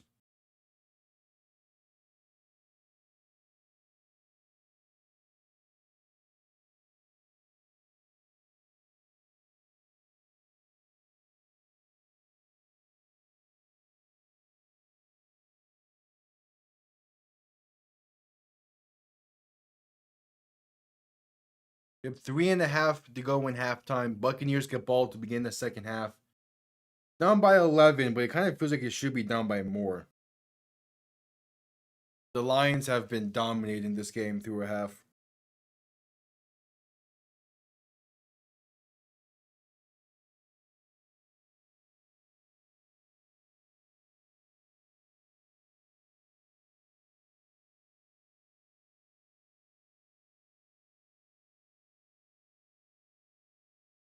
Yep, still at halftime.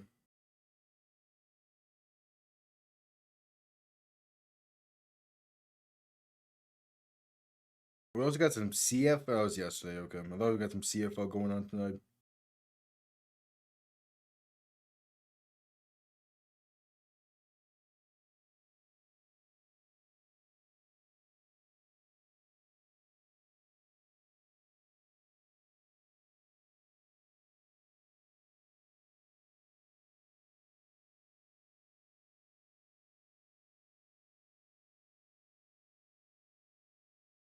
I don't know, Bob, I'm curious about this. When we first met, how old did you think I was? Thinking like I've had moments up here in Central Florida where people think I'm like 27. But it was also like that's like a few years removed from when you first met me. 'Cause there was a wild rush that I did not care for growing out the beard. But I'm at the stage now where kind of just I like it. I'm letting it ride and grow a little bit. Probably like get it trimmed in a month or so. Complimenting. I mean, I've always taken that kind of stuff as a compliment. I mean, because it's just the nature of it. I can't really be like, I can't fault people for thinking I'm older than I am.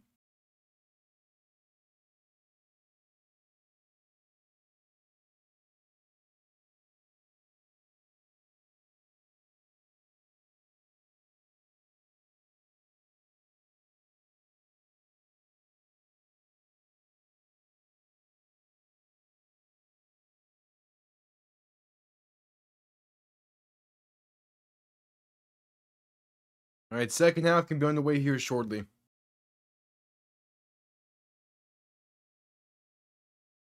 Yeah, because like I occasionally get the pot like the little like Apple Photos memory stuff and his images from like 3-ish years ago when I was like when I had the beard shaven properly, and it's like, damn, I do not look anything alike compared to beard shaven and now.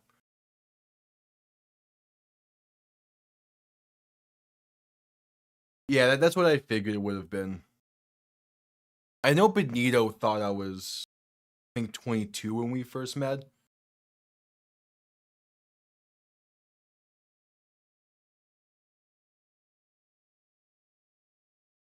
Yeah, I'm not shocked by that.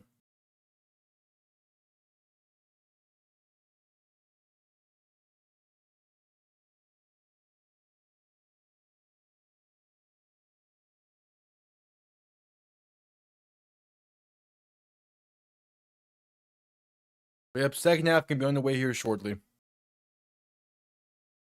Yeah. I I've been forgetting constantly, but I need to trim this mustache. It's getting annoying. I have a small pair of scissors I can use, but I don't know. I know that needs to happen soon, but I plan to keep the beard growing.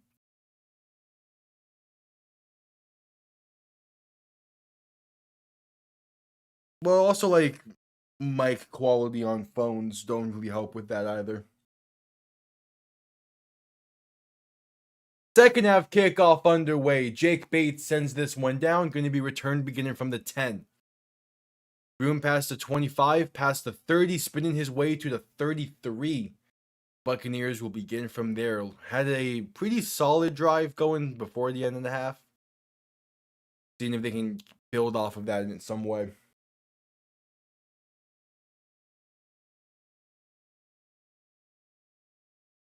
Oh yeah, most of like the regulars that you're seeing are from or people I've known for like 4 or 5 years at this point.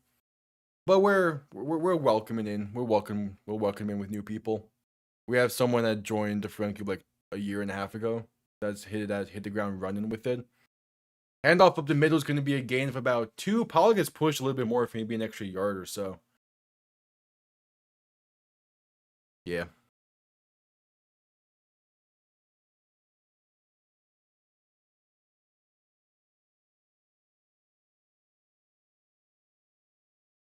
Ruling it a gain of 3. 2nd and 7 coming up.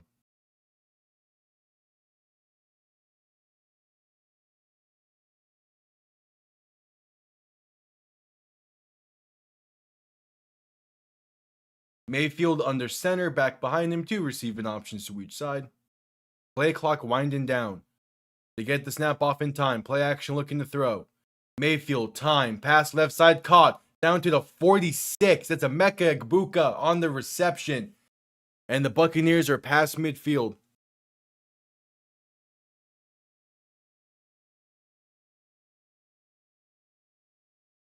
Yeah. And I appreciate that you have kept coming back and have become a regular at this point. That's nice.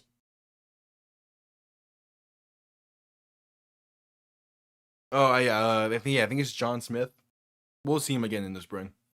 But he's a chill one as well for those. Mainly the Birmingham streams. Handoff right side for Rashard White. Going to get up near the 40. And then there's another one who appears from time to time. But, international time zones and whatnot.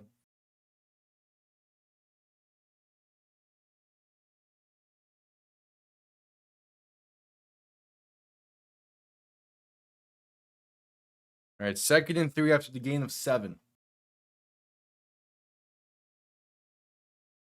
Mayfield under center, back behind him. 2 receiving options to each side. Ball on the plus 39. Play clock winding out. Gonna play action, look to throw. Mayfield with time. Pass deep. Left side has a man, but underthrown and incomplete.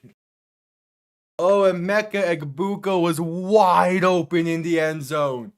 But Mayfield underthrew it by about 2 yards.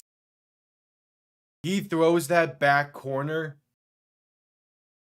Hell, he throws that to the end zone. That's a touchdown. He missed the mark by about 5 yards.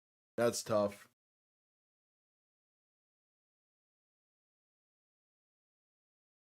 Yeah. Mayfield throwing right side on 3rd and 3, who can be caught by Sterling Shepard, enough for a first down to keep the drive going. Yeah, that was a bad miss there for Mayfield. Things were right about him.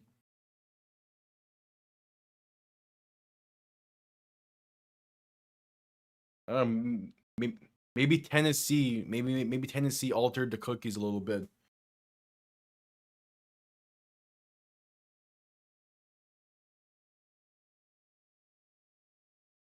Mayfield under center, back behind him. 2 receiving options to each side. Handoff right side for Rashard White. Going to get past the 35 to about the 34. Oh, did that ball come loose? One ref is saying he's down by contact. Detroit thinks it's their ball.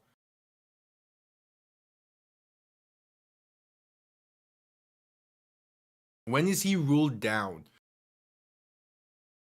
Because it's forward. That's definitely a fumble. That's definitely a fumble. It depends when they ruled his forward progress was stopped. And we're going to have a stoppage here before the snap. I think it's going to be a false start on Tampa. Yep, false start.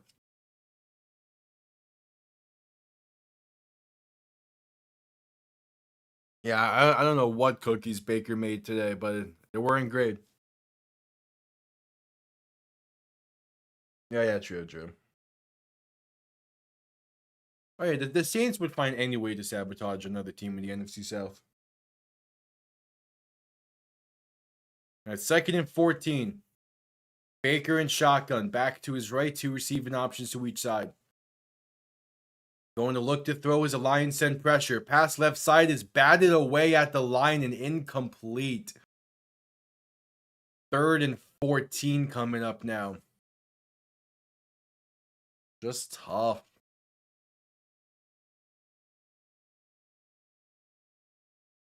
Because it's there as well.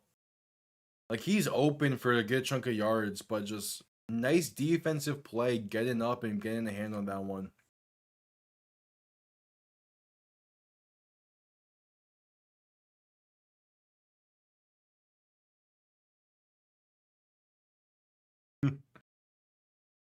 Baker and shotgun, back to his right, 3 receivers to the left, looking to throw. Lions send 4. Pass over the middle is caught, trying to find space. Inside the 30 and down to the 28. Not enough for the first down, though. It's a 4th and 2.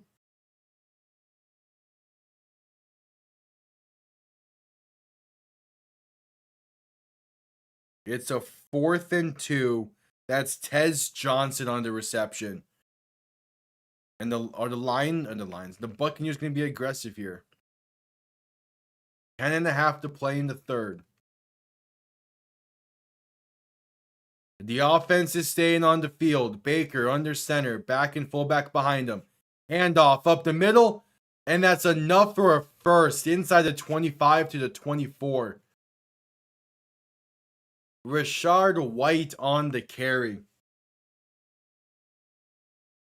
Did you see turtle cookies? I mean, what? What the fuck going on in Louisiana?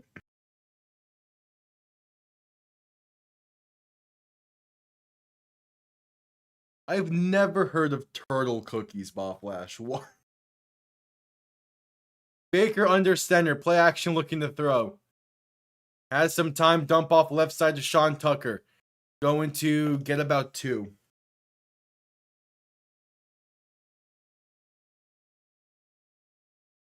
Yeah, send me an image of those. Because I know of turtle soup. I also know that depending on what turtle it's made out of, it's illegal.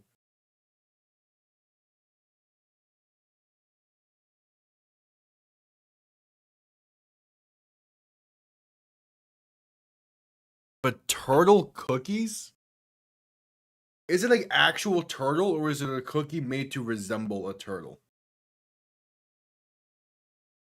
Baker in shotgun and 2nd and 8, looking to throw. Pass right side, going to be caught. A receiver screening, it's inside the 15, hurdling. Tez Johnson inside the 5, spinning his way, and the Buccaneers tack on 6. Tez Johnson. What a play. 22-yard touchdown. And he did it all on that one.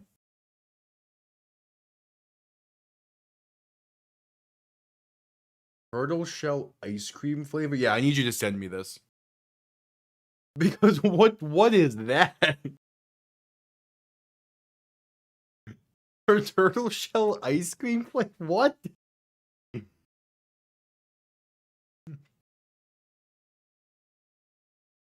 Tampa will go for 2. As the Buccaneers had more yards on that drive than they had the entire first half. Baker in shotgun, back to his right. 3 receivers to the left to make it a 3-point game. Baker to throw. Pressure coming. Pass over the middle is incomplete. Looking for Cade Otton. And it remains a 5-point game.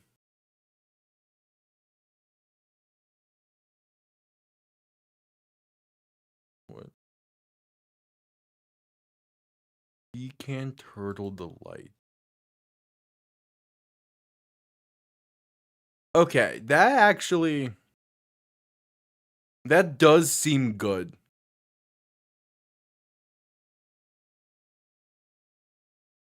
But why is it called a turtle cookie?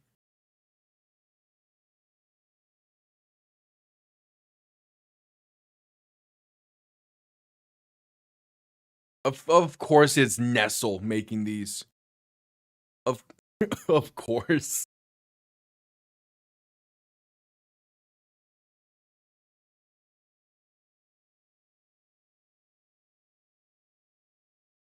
Tastes funky. I'm not surprised because caramel, pecans, and semi-sweet chocolate does not sound like the greatest of combos. But they at least look good.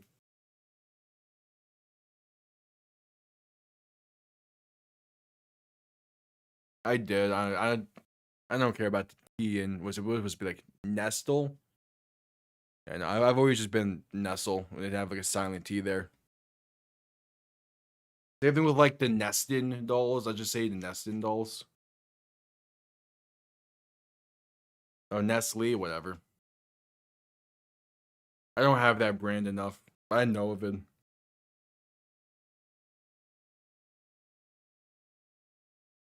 You're gonna find out through these that there are some words where I just don't feel like fully pronouncing often. Unless I don't.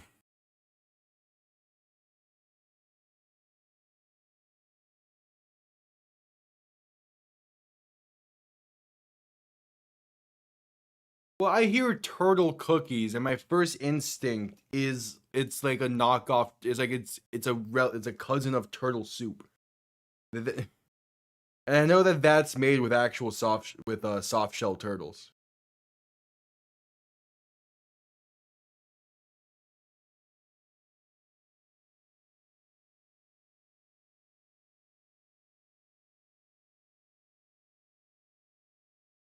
Did I tell you about this ball flash? But I tried fried gator back in the summer, and yeah, it's I've had worse. That's for sure.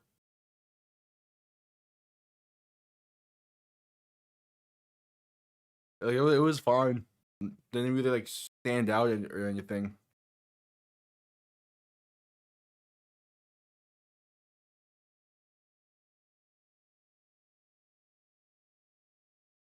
All right, kickoff return beginning from inside the 5, room past the 20, down past the 25 to the 26.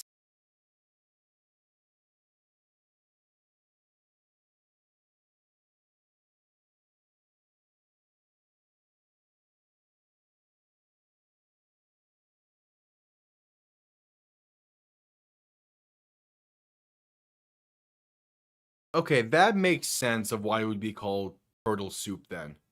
If it creates like that, like turtle shell style, that would make sense.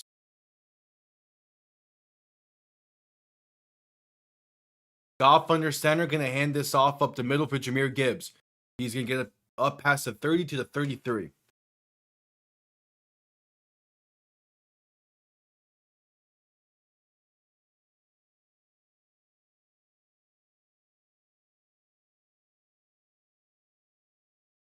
Eight 20 to play in the third.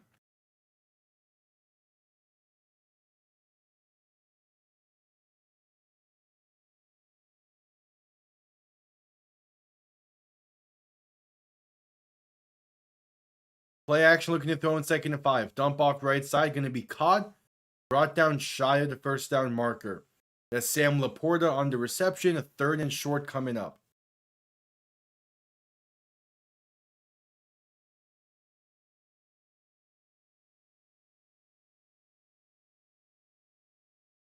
Teams are 2 and 36-77 when trailing with 18 plus with 6 minutes left. Well, who's the other team?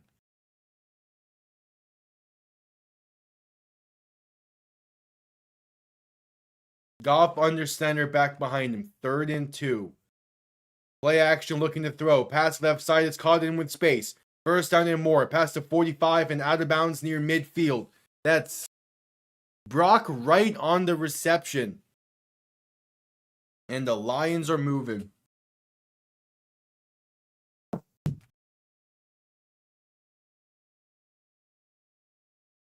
Yeah, no, Turtle rolls off a ton better than Pecan. Pecan Sandies. I don't know exactly what kind of gator it was. It's from like a. It's from like a. I wouldn't say cheap seafood place, but it was from like a. It was from like a fancy seafood place, so I probably just white meat. They give the Gibbs up the middle, has room for a first down, and then some, gain of roughly 15 on the play.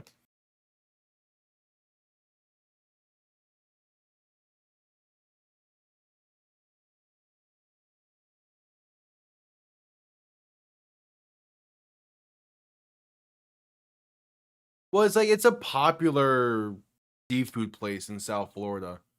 Like it's solid, bud. Goff under center, gonna hand this off up the middle for Gibbs once again. It's past the 35 up to the 34. Yeah, it makes sense.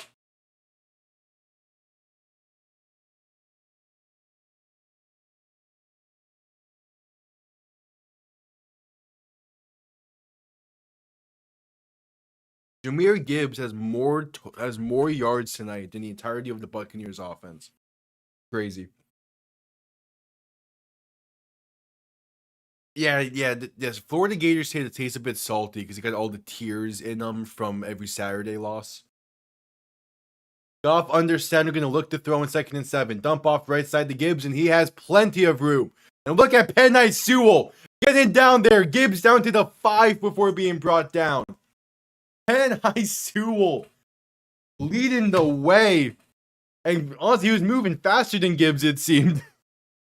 He got some speed to him.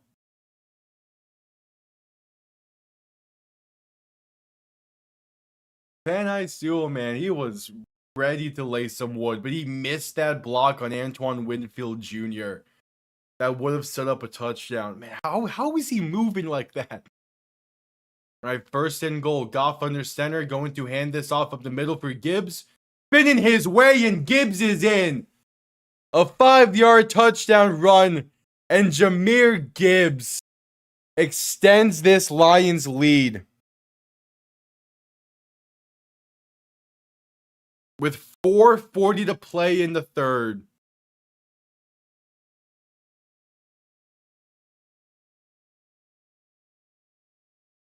That was a Jahmyr Gibbs do-it-all drive. That's crazy.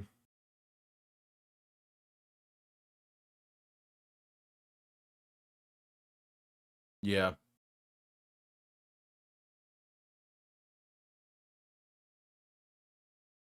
Again, whenever I decide to visit Louisiana and New Orleans, I'll try Gator there as well, just to see how different it is. As the extra point is up and good. That was the idea anyway, was my first time trying Gator was going to be in New Orleans, but it just didn't work out that way.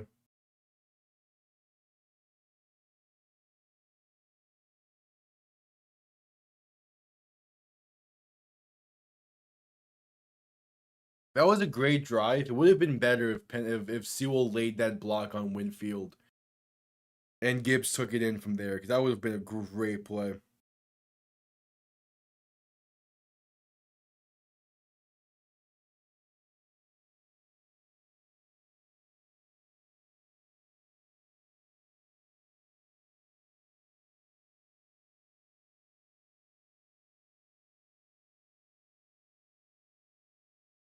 Okay. Bob Flash, we just got a statement from Doug Martin's agent offering it's like some clarification on what happened. And honestly, it hurts even more.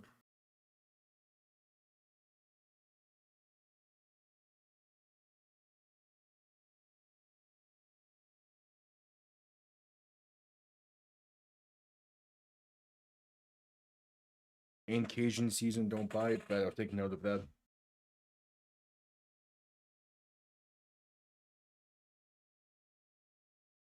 It's not necessarily bad, it's just heartbreaking. It's just another example of what the NFL season does to someone. And if they don't have the proper support afterwards, what can happen? No, I was sending it to you.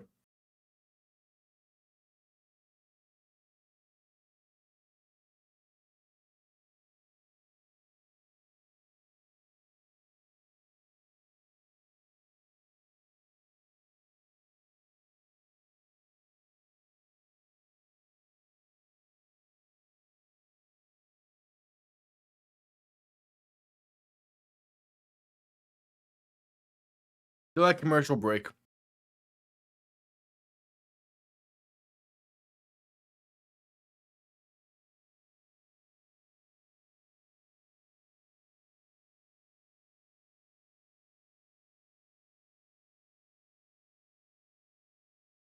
Do like commercial break.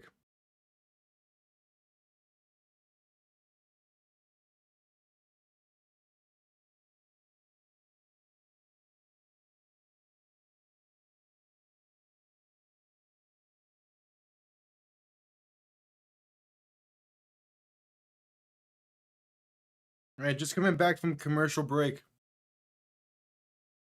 Jake Bates on to send this one down as the kickoff will be returned beginning from the 1-yard line.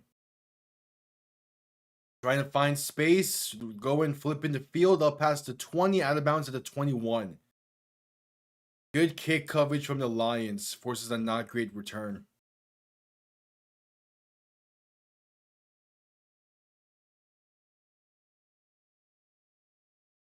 Yeah.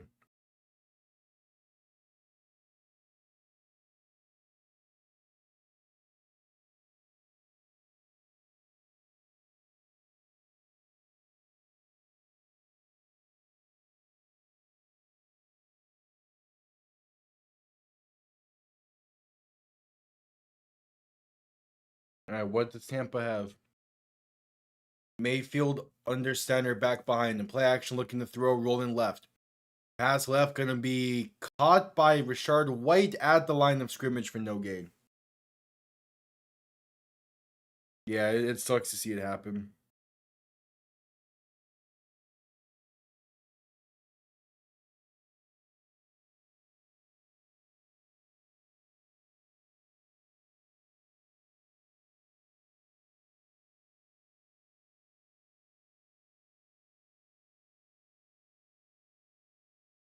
So 2nd and 9. Baker in shotgun, back to his right, 3 receivers to the right. Play clock winding down. To get the snap off as Baker's going to hand this off left side, and there's room. Past the 25 up to the 27 for Rashard White. The 3rd and 4 coming up.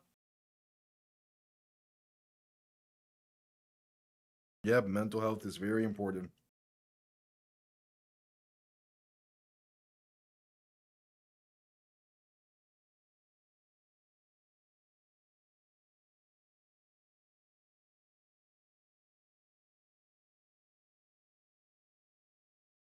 It's just unfortunate. Baker in shotgun, back to his right. 3 receivers to the right. Rolling right, looking to throw. Pressure coming. Pass deep right side is off the mark and incomplete. Just missed an open Emeka Egbuka. And the Buccaneers will go 3 and out.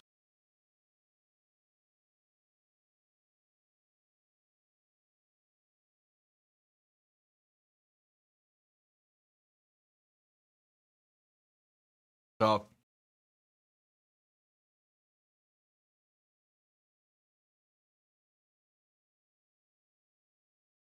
All right, another 3 and out for Tampa. Tampa went 3 and out right after the Lions had a 5-yard touchdown run from Jahmyr Gibbs to extend that lead, and the punt comes off clean and will be fair caught at the 25.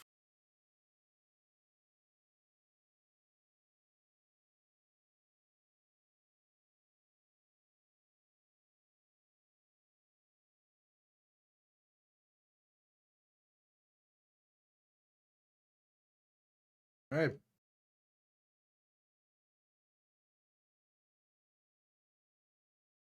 Yeah.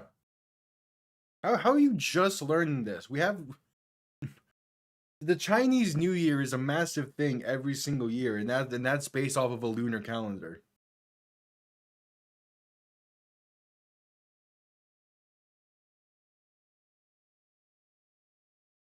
There's a penalty on the punt as well. We'll see what this is.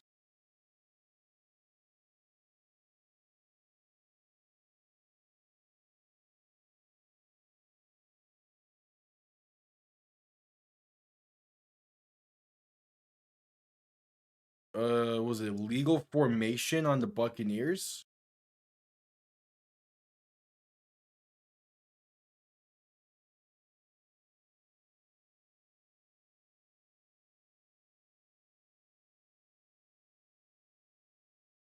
Yeah, the Lions are. There we go. Now the Lions have a correct score. And we had to do a commercial break. Yeah, I want to say the Jewish New Year is also lunar, but I could completely be wrong with that. I did not keep up enough with it. But I know for certain that the Chinese New Year is a lunar calendar.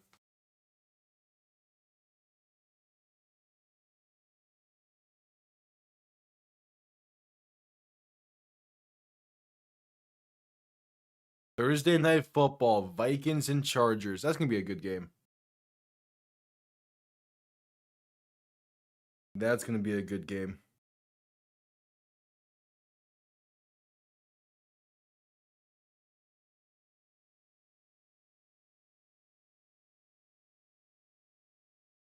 Yeah.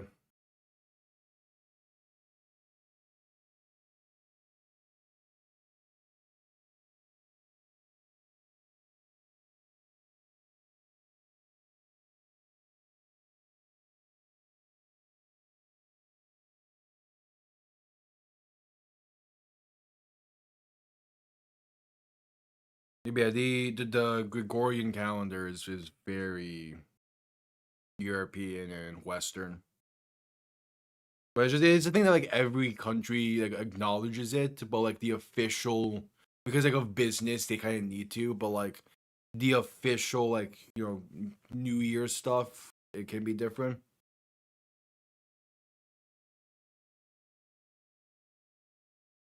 Yeah, like most like every business goes off of the Gregorian calendar, but like everyday stuff, some countries have a lunar system. It's cool.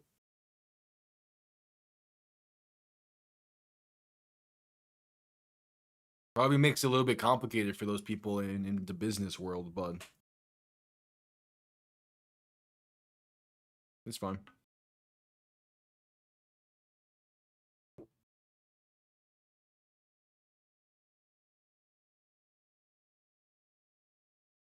There's still 250 to play in the third quarter. Jeez. Goff in shotgun looking to throw in first and 10. Pump faking and trying to escape to his left and just gonna throw this one into throw this one away left side, nearly hitting the stands.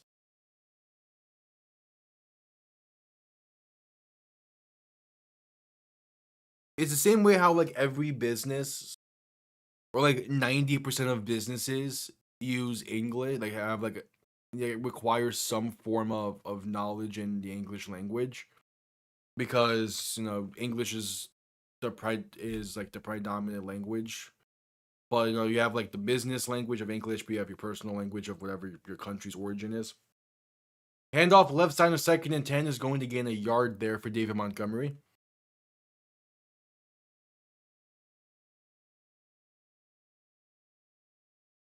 I ruled it a gain of 2. So third and 8 coming up.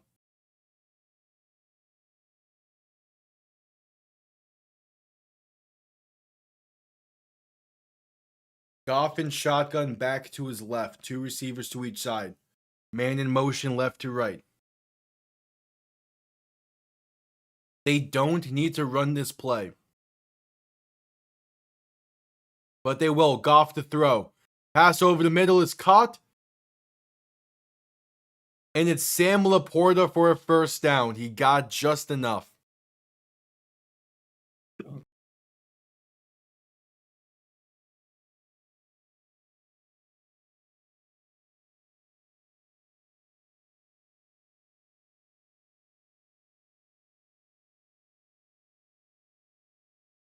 So a minute 37 to play in the half with clock rolling.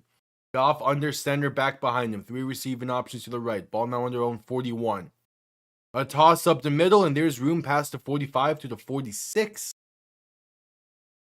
That's David Montgomery on the carry. A 2nd and 5 coming up.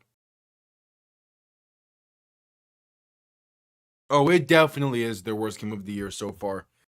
You never know with Tampa and the fourth quarter, they could turn it on. But yeah, this has been a rough game for the Buccaneers.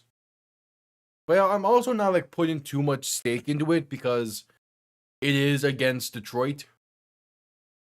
Play action looking to throw. Pass right side is going to be caught and up to about midfield for Sam Laporta.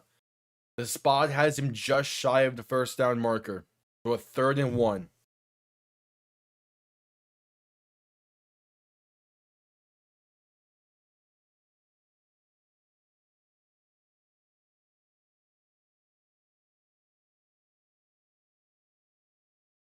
Who are your defenses in fantasy again?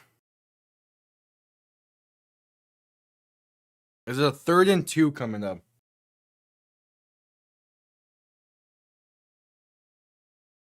Yeah. Final play of the quarter coming up. Goff under center. Handoff up the middle. And it's going to not be enough for David Montgomery. Just shy. Needed 2. Only got a yard there up to midfield. And that's the end of the third quarter. 15 minutes remain. Does Tampa have another miraculous win in them in a season full of miraculous wins late in games? Or will the Lions hang on and bounce back properly from the loss last week? We will see. We head to a commercial break.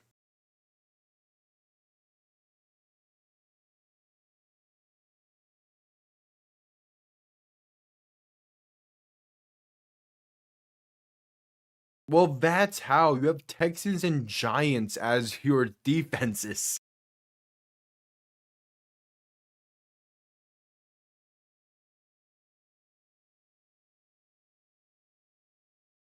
Like, yeah, the Texans front, like both of those teams have pretty solid like defensive lines and front sevens, but their secondaries do not do enough to give that front seven time.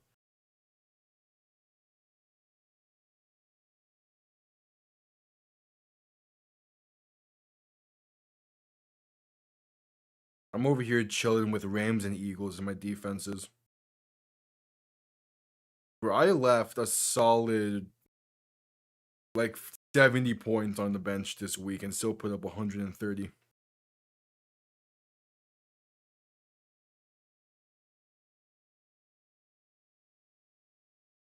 Pay McBride at 29 points in fantasy. That's crazy.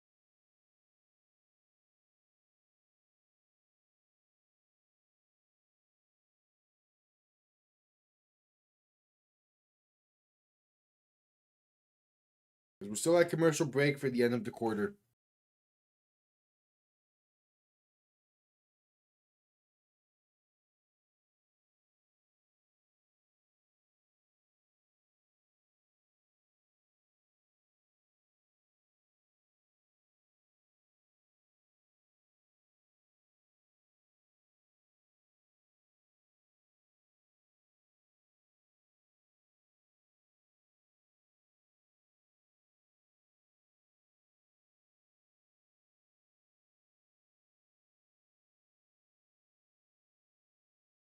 Right.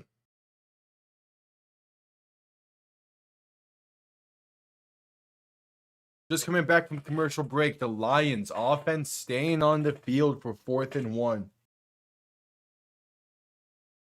I think there'll be a good chunk of offense in that game, in that game, but not a whole lot. Handoff right side now with toss to Gibbs. He makes one man miss. Fighting forward will get the first. Just barely. The second effort does the job. They did the end around to St. Brown, and then he shovels it to Jahmyr Gibbs. He was met in the backfield. Nearly got stuffed, but Amon-Ra St. Brown comes in with the extra shove to get him across.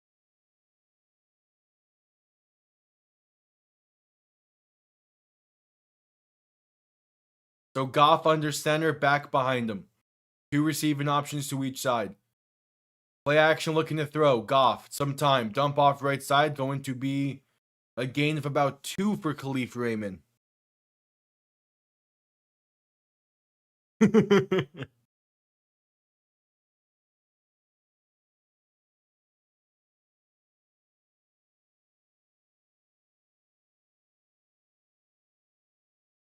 All right, 2nd and 8.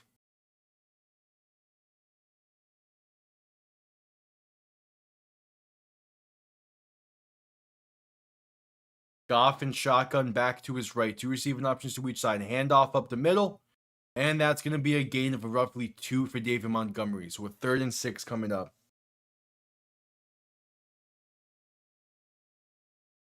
Wait, yeah, nice.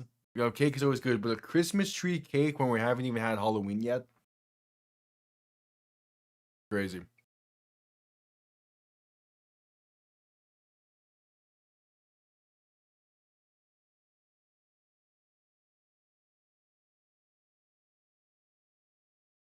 Third and 6. Goff and shotgun back to his left. 2 receiving options to each side. Going to look to throw as Tampa sends pressure. Quick pass left side off the mark and incomplete. Looking for Amon-Ra St. Brown, but the pressure forced a bad pass. With it being 4th and 6, they're going to send out the punting unit. Like are they the Little Debbie Christmas tree like snack cakes? If so, then yeah, that makes complete sense and completely fair. We have the Lions set to send this one down.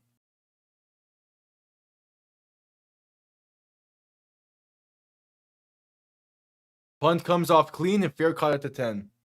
I know people that think Christmas season starts July 5th. Okay, yeah, that's completely fair. I thought you were talking about like an actual like a mini like actual cake. Now those snack bites are fun. Yeah, it's South Florida. Pretty much every day is like it doesn't really get cold here. So there's no like winter season or like Christmas specific season. It's all just like summer and hot. You can pretty much start whenever. But most people are like, we'll start right after the 4th of July, and we'll like combine Halloween and Christmas. No, I don't have any Browns fans as friends. Yeah, Christmas. But yeah, it's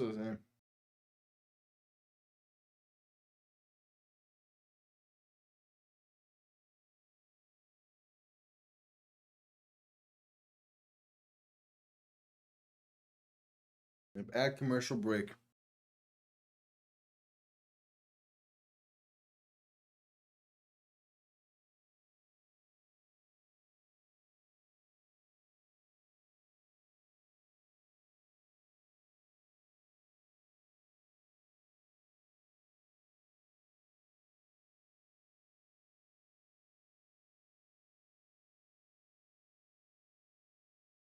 I mean, yeah, companies did make that up at first, but then the general public adopted it because reasons. Most things like Christmas in July, even Valentine's Day, and other like weird stuff like that are started by businesses to try and sell more things, but then they just get adopted into like general spaces.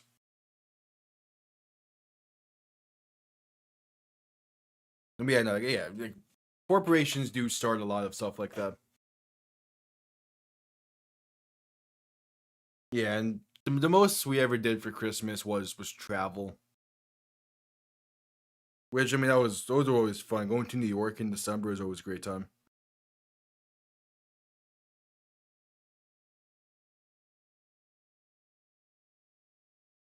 All right, just coming back from commercial break.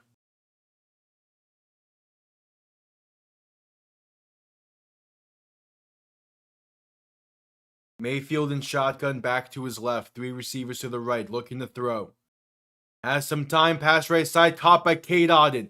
Pass the 30 to the 32.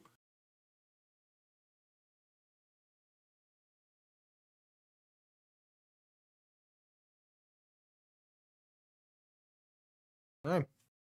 Had that fake receiver screen and you hit your tight end on that slot fade. It works.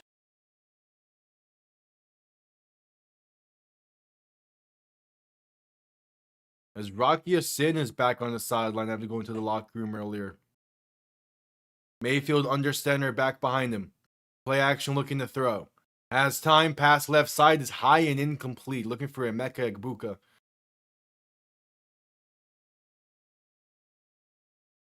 Second and 10.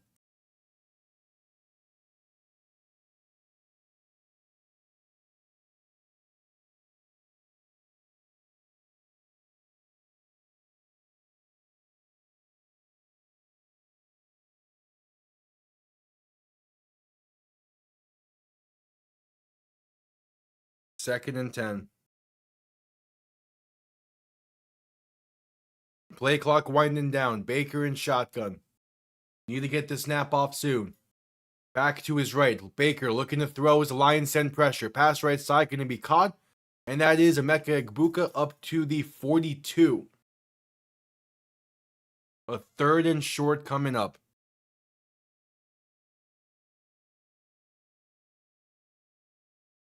Well, yeah. Yeah, because they need to draw interest from somewhere to be able to come up with that idea in the first place. But like stuff doesn't make those like Valentine's Day didn't become mainstream until corporations really started pushing it. And now it's a staple holiday. Baker and shotgun back to his left. 3 receivers to the right looking to throw. Penalty marker down. Baker's pass right side is incomplete. Nearly a perfect pack to Emeka Egbuka. But that might have been a free play.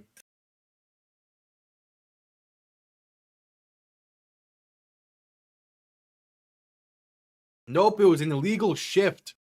Against the Buccaneers, the Lions will decline. A 4th and 4 coming up.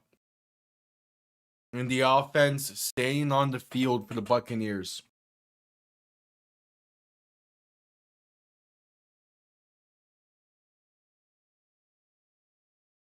Oh, that was nearly a perfect pass. And that was a perfect pass from Mayfield. That's one that Egbuka probably wants back, but it would have been taken away from the penalty anyway. So Mayfield in shotgun, back to his right. 3 receiving options to the left. 4th and 4. They need the 41-yard line. Baker looking to throw as the Lions send 3. Pressure coming, stepping up. Pass over the middle is caught. The second effort for K-Dot, and did he get the first? Wait, they're ruling it a fumble? If so, it's definitely a first down. Because Tampa recovered it well past the sticks. The stretch from Auden, I think he got it. It's close, but I think he got the 41.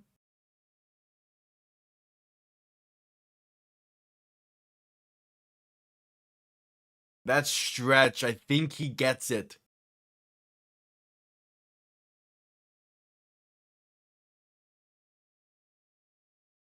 Yeah.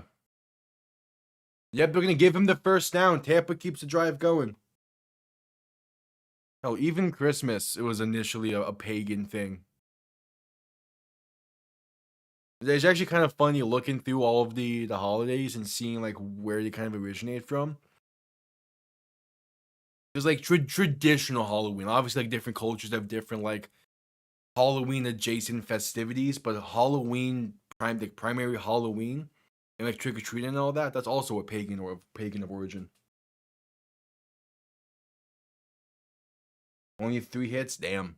Yeah, I have I'm keeping up with the game on the background a little bit. I'm not like I don't like have it on or anything because I don't really care.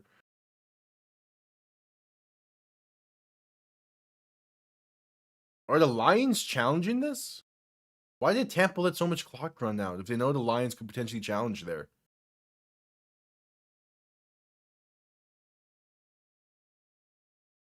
Yeah, the Lions are going to challenge the spot.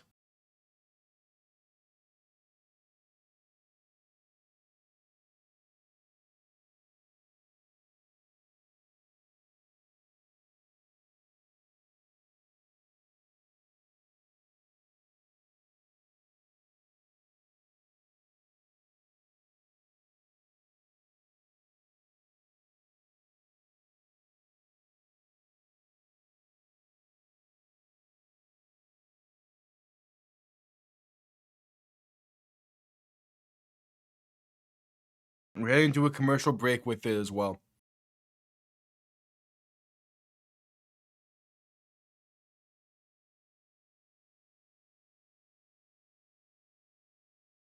Oh, really? Damn, that's interesting.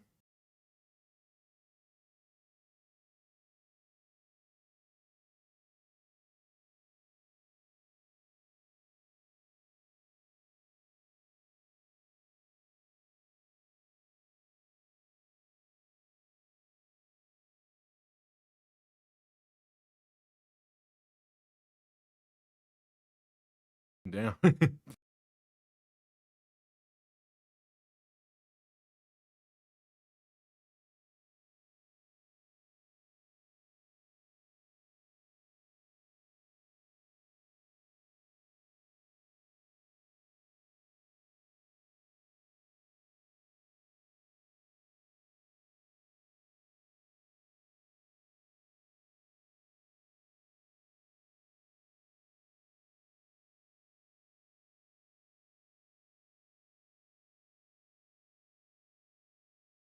Yeah, but at commercial break as they're reviewing the spot of the ball. Initially ruled a first down.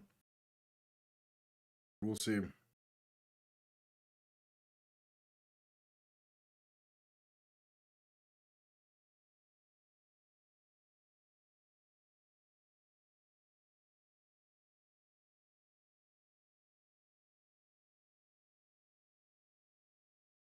Oh yeah, no, that makes sense. Yeah, that ties in well. Yeah.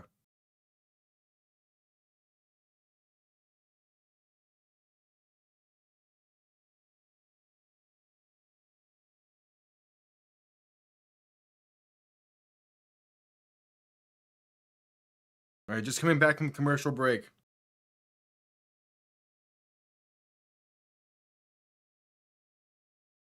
And yeah, I think they got that spot right.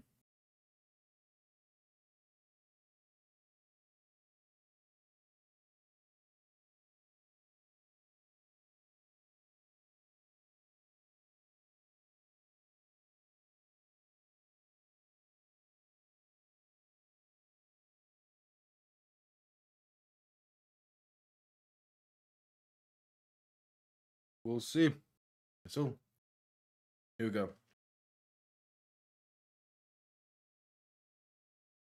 Oh, they're marking him short?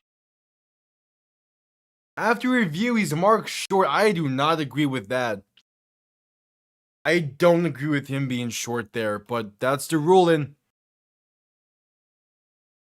So it's a turnover on downs. That's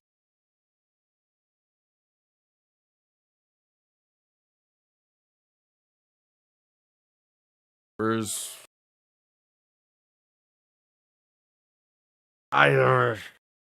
I don't agree with him being short there. I think the tip of the ball gets it. That's rough. Okay, well, I say gods because I'm a Percy Jackson fan, and they say it in those books, and it's become a vocal stem. And also, I don't care about religion that much, so I kind of just fuck it, it's fun. Yeah,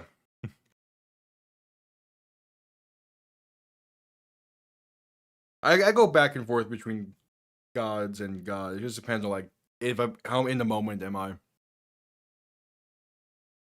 Well, I do primarily say gods. Yeah, yeah. I lean Greekian a little bit, I guess. I say like it's not like I. It's more so just like I love the myths and the stories and all that. And I like that's kind of like a hyperfixation. You've heard me talk about all that. So first down, toss right side, going to be stuffed at the line.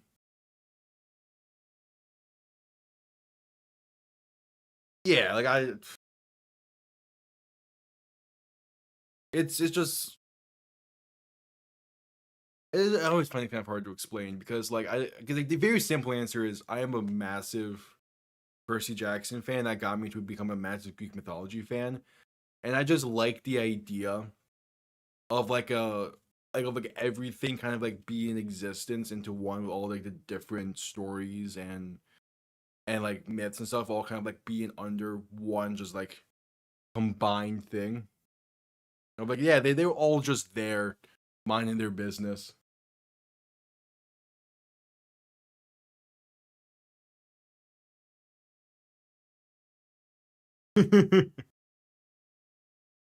Oh, yeah, we have derailed conversations constantly. Yeah. Like it's like the very simple thing is like like the same way like there's Harry Potter fans who are a bit too into Harry Potter that like believe in like all of that stuff being like those books being like real in a way. Like it's escapism because it's kind of just like morphed into my dialect.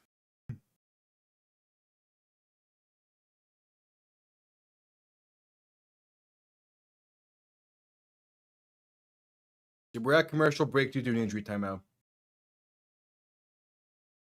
But also there is that part of it. It's just like, yeah, like there's like every single story throughout all of history. Both ones are like actual like written documents or like the myths and those legends. There's always a tiny bit of truth into everything. So why not just pretend that all of it is? Yeah.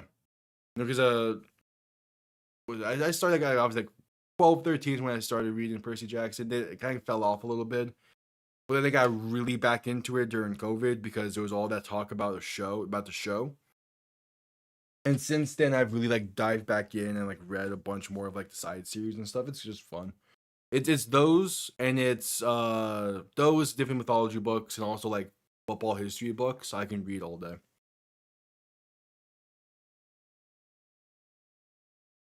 Yeah.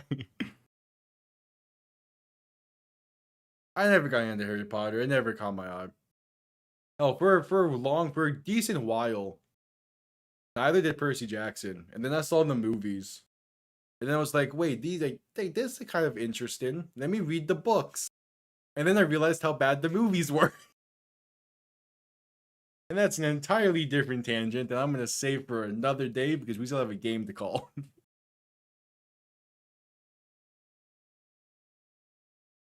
I could spend the rest of the night talking about that.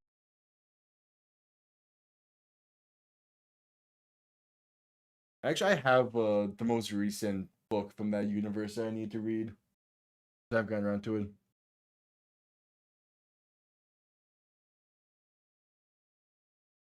Oh yeah. Off the throw in 2nd and 10. Roland Ray trying to buy some time, but sacked back at the 41. 11 minutes to play in the game, a 3rd and 11 coming up. Tampa still, in theory, has a shot in this. They're down by 12.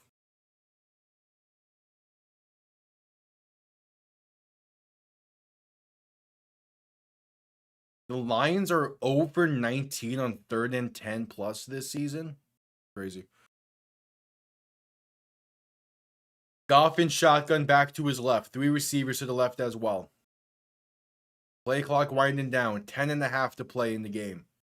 Goff looking to throw. Pump faking. Has some time. Pass deep over the middle. Overthrown and incomplete. Looking for Jameson Williams. And the Lions go 3 and out. And in theory, they could send out Jake Bates here. He has the leg to hit from this. It would be a 57, 58-yard kick. He has the leg. And yeah, out comes Jake Bates from 58 yards out. Come on, kid. This is his NFL career long. The kick is up. And it is doinked and in. Jake Bates. Oh, he needed that one. Makes this a 15-point Lions lead.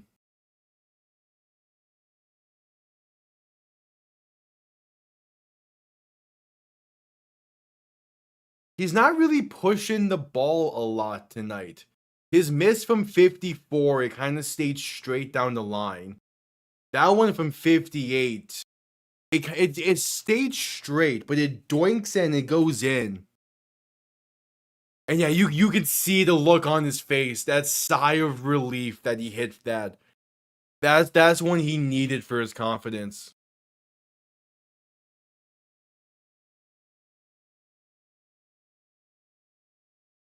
But hell yeah, kid.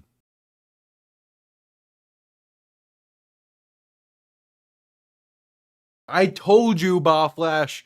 The second I saw Vladimir Guerrero Jr. wearing the Austin Matthews jersey, I knew the Mariners had this in the bag. It was a 58-yard kick. But I told you, that was a bad juju wearing that jersey.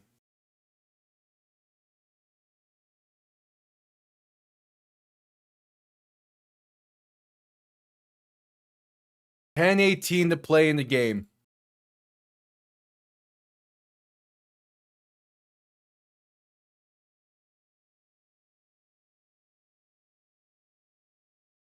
Kickoff underway. Going to be returned beginning from the 1. Up past the 20, 25, and down to about the 29. I'm going to go yell at Benito real quick. All I'm saying is the Seattle Kraken beat the Toronto Maple Leafs the other night in overtime. And now the Seattle Mariners are beating the Toronto Blue Jays. It's nature.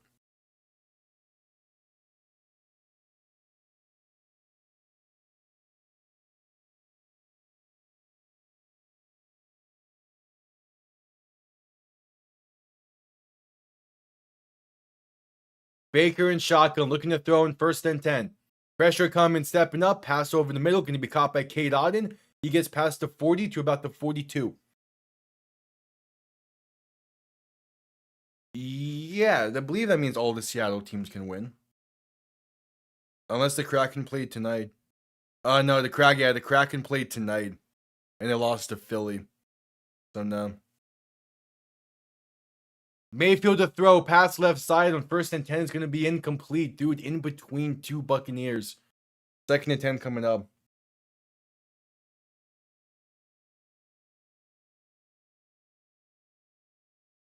Yeah, it sucks that Mike Evans went down again. He just came back from injury. I mean, a concussion and a shoulder injury is tough.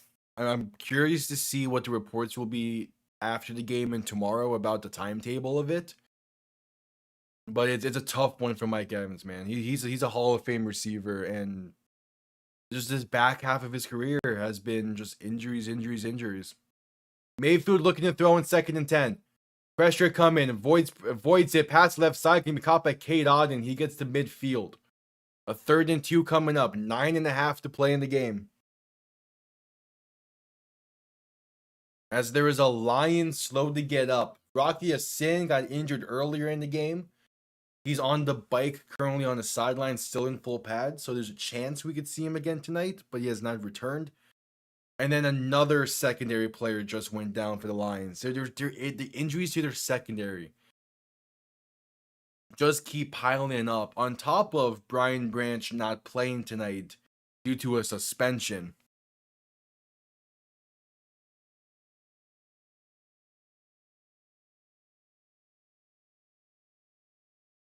Oh yeah, no, Jahmyr Gibbs is definitely the MVP of the Lions tonight. He is playing insanely well. I think it was either a season high or a career high in scrimmage yards tonight for Jahmyr Gibbs. At one point he had more yards by himself than the entire Buccaneers offense. He's definitely the main player of this game. As Hassan Reddick is being carted off the sideline. When did that happen? That's a tough loss for the Buccaneers defense. A knee and ankle injury for Hassan Reddick. He's questionable the rest of the day.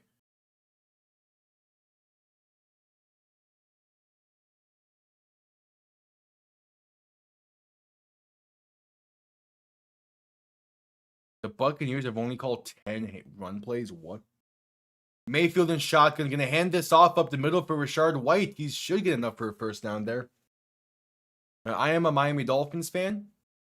AKA, I am an NFL fan this season. Yeah, the Dolphins are my main team. It's been something this year. It makes me happy I decided to do like all the prime times and stuff like that, because Miami, if I was only live with Dolphins games in the season, I would not survive. Mayfield to throw, pass left side, going to be high, looking for Tez Johnson. 2nd and 10 coming up. Also, it's like I just like watching football, so I go live with every primetime game, every Dolphin game. Like more often than not, I'll go live also with a 5th game on Sunday. When a 4 o'clock game, kind of depends on what Miami's schedule is. Yeah, so Tua's under contract until 2028. He has an out after the 2026 season, but not sure if he's gonna last that long. Pass left side by Mayfield is going to be incomplete, but a penalty marker down. Yeah, so after 2026 is when Miami can get out of his contract and not have too much dead money. But if they decide to get out of his contract after this season, it's $92 million in dead cap. AKA Tua is going to be the quarterback next year, most likely. As the penalty was holding on Tampa, that'll be declined. 3rd and 10 coming up.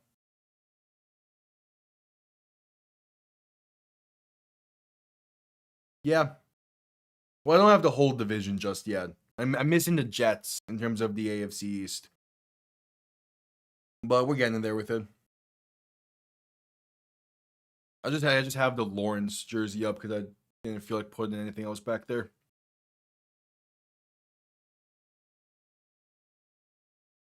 Mayfield in shotgun, looking to throw in 3rd and 10. Has time. Pass over the middle is high, but caught.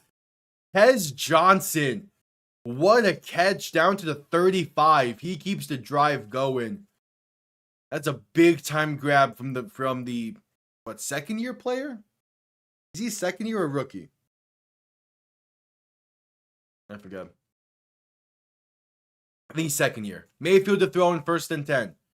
Has some time. Going to dump this one off right side to Rashard White, who's going to get up to the 33. Yeah, that's a very good point. The Jets maybe don't count as a team. Jets fans want to forget the Jets exist. So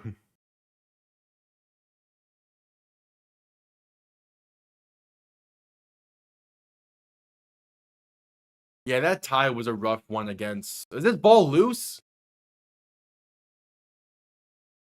This is a fumble. We're going to see what the pile says with this. What?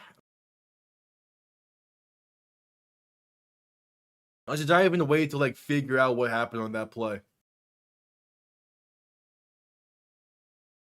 Still saying Buccaneer ball. Mayfield was pressured. It's a strip sack. And yeah, he was too loose with that ball. Luckily, the Buccaneers fall. Yeah, luckily the Buccaneers fall on it. That's Tristan Wirfs somehow getting underneath that pile. That's some lucky right there. Yeah, poor Springsteen. Could you imagine the AFC saga going on this season? that would be. Mayfield in shotgun back to his right. 3rd and 5 as we have another stoppage before the snap. 7:17 to play in the game. Are they going to review who came up with it?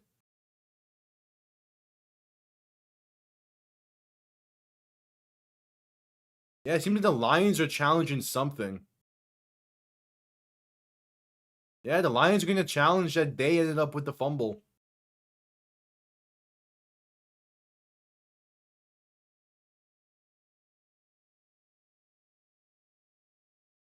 I think Springsteen would be numb to everything at this point. Yeah, they're challenging the lie that they actually came up with this. I mean, that is an interesting challenge.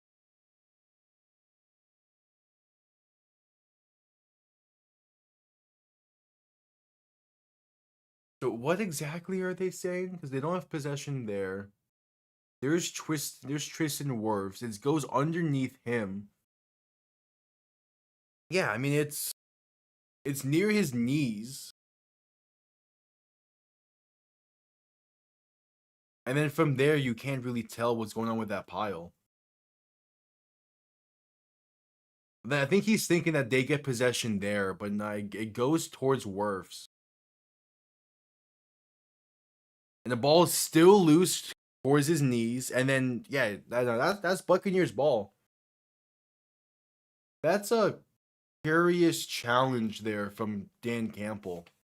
I mean, if you somehow win it, that's definitely game. Or that decides the game, basically, if you win this challenge. But I don't know about throwing that.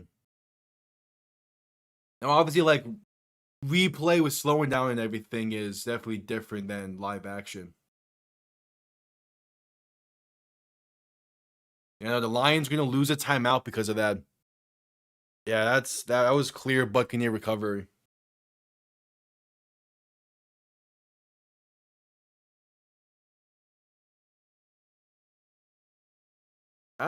It's the first half Buccaneers from the Eagles game has been playing the entirety of this one.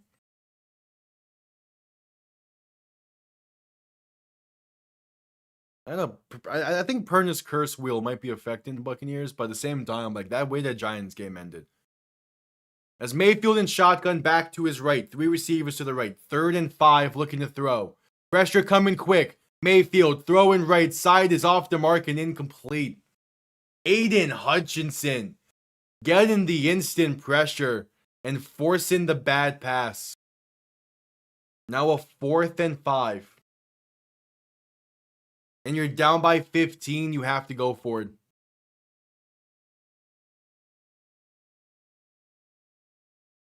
I think that the idea is that Bucky Irvin is back next week, but that's something that won't be like determined until they get to practices. Obviously, the sooner he gets back, the better this Buccaneers offense is going to be. Mayfield to throw in 4th and 5. Has time, passed over the middle, is caught up to the 21. Cade Auden on the reception, they move the chains. 7 minutes to play in the game.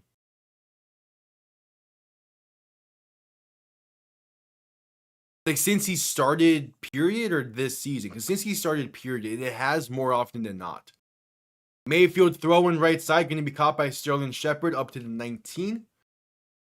I know there's been a few times where it's missed, mainly whenever it lands on Buffalo when they played Miami. This season, I think it's hit every time. I think it has. There might have been 1 week where it didn't.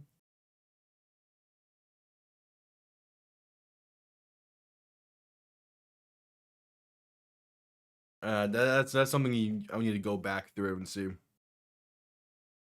Mayfield and shotgun back to his right. 3 receivers to the left. 2nd and 8. Looking to throw. Lions send 3. Mayfield's pass in the end zone. It's incomplete. Oh, he had an open Tez Johnson. He overthrew it by 2 yards. That's one Mayfield wants back. It's there. That's an easy touchdown. Oh, that's one he wants back. That's one he wants back.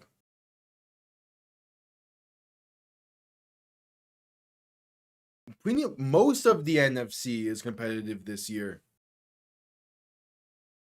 The North is really competitive. The West is. The South can be if the Buccaneers don't pull this off. Mayfield to throw in 3rd and 8. Pass left side going to be caught by Sterling Shepard and brought down shy of the line to gain. Up to the 17. And a 4th and 5 coming up. 5:50 to play in the game.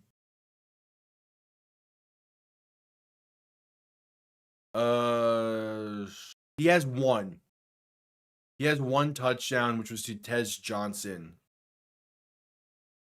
But it's been a rough day for this offense. Mayfield alone in shotgun. 4 receivers to the right. 4th and 5. Pretty much game on the line. Looking to throw. Pass right side.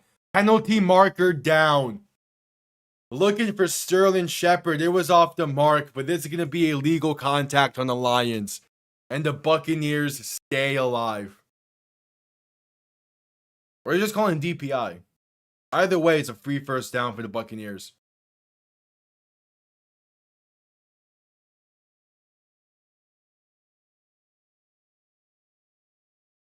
Yeah, I guess, yes. Because Shepard had him beat. Shepard had him beat. So 1st and 10 now for the Buccaneers. 5:20 to play. They're down by 15, so I wouldn't be completely shocked if they go for 2 after finding the end zone here. Ball on the 14-yard line. Mayfield and shotgun back to his right. 3 receivers to the left. Baker looking to throw once again. Pressure coming. Escapes to his left. Looking, pass left side, going to be caught and going to only gain about 2. That's Sterling Shepard on the reception. 5 minutes now to play. Aiden Hutchinson with the bull rush against Christian Heck and getting that much needed pressure.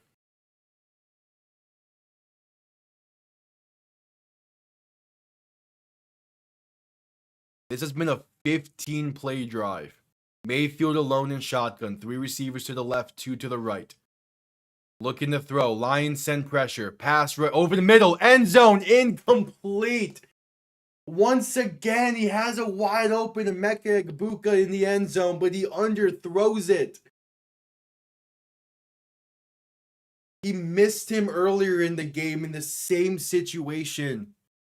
He has him. He's throwing off his back foot, so it makes sense to miss. That's also a great play by the Lions defender, but he puts a little bit more into that pass. And that's a touchdown. So 3rd and 8.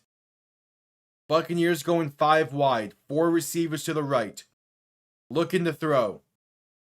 Pass left side in the end zone. It's incomplete.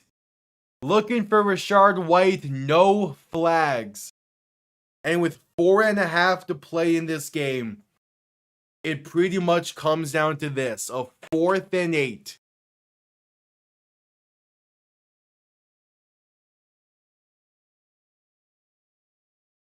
Yeah, I saw that. That's why I thought that first play of the game was a free play, but it wasn't. Well, it's because he jumped back before he jumped back before the ball was snapped. So he technically wasn't offsides. And you only get an encroachment or neutral zone infraction when you touch the opposing team. Mayfield to throw in 4th and 8. Has time. Pass end zone incomplete. Looking for Emeka Egbuka. He threw that into double coverage. And it's a turnover on downs.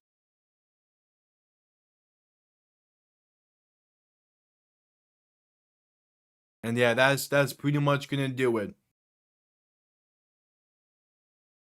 Unless a miracle.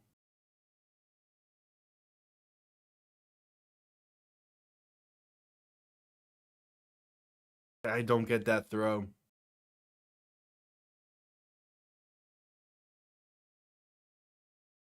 Mayfield was just off tonight.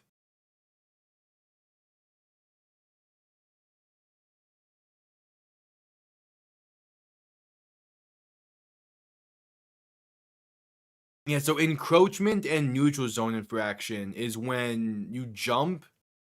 On handoff up the middle is going to gain about 1 yard, maybe 2. So offsides is when you lined up offsides or they snap the ball. You get lined up offsides. Encroachment is when you jump and then the lineman moves, but you don't make actual contact. Neutral zone infraction is when you jump early and make contact. But because a lineman didn't move and the ball wasn't snapped, it was no penalty.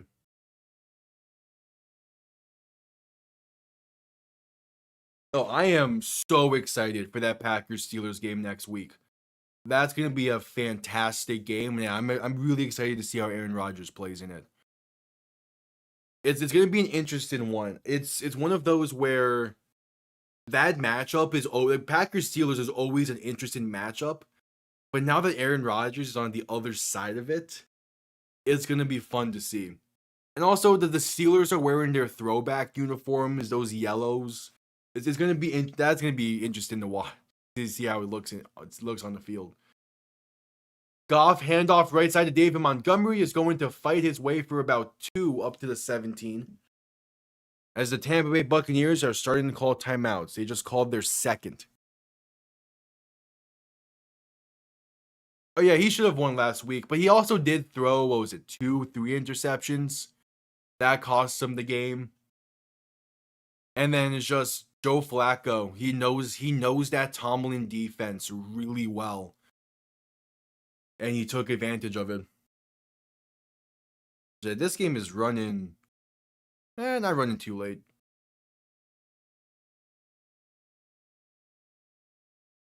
Texans Seahawks just got started.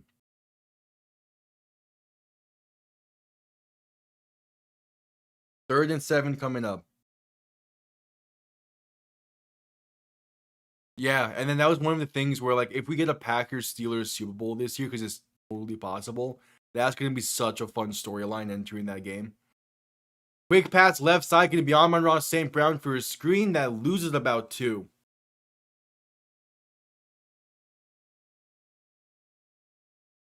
And the Buccaneers call their final timeout with just over 4 minutes to play.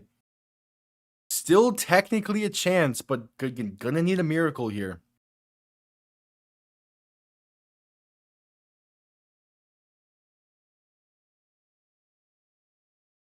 Like, if there's any, like, protect, the same way that, like, college football has protected rivalries between conferences, or, like, in their respective conference, I wish if the NFL had a protected rivalry between an NFC and an AFC team.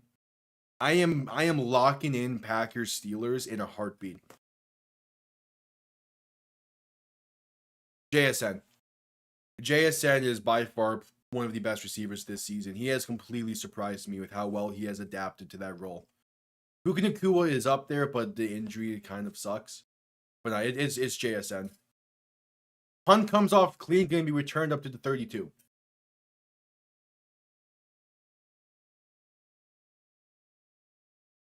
Yeah, JSN has just been blown away my expectations this year. I have to give him so much credit for that.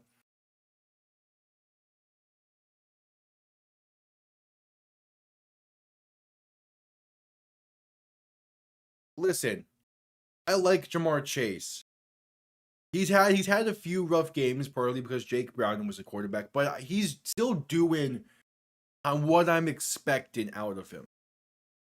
I was expecting JSN to struggle to begin this season, be having to take on that receiver one role, and he has embraced it with flying colors. Mayfield to throw in 1st and 10, roll in right. Pass to Emeka Egbuka has room. Pass to 45, pass to 40, and down to the 37.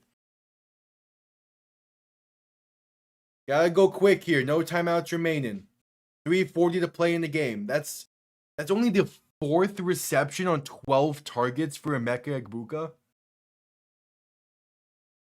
Baker and shotgun back to his left. 3 receivers to the right looking to throw once again.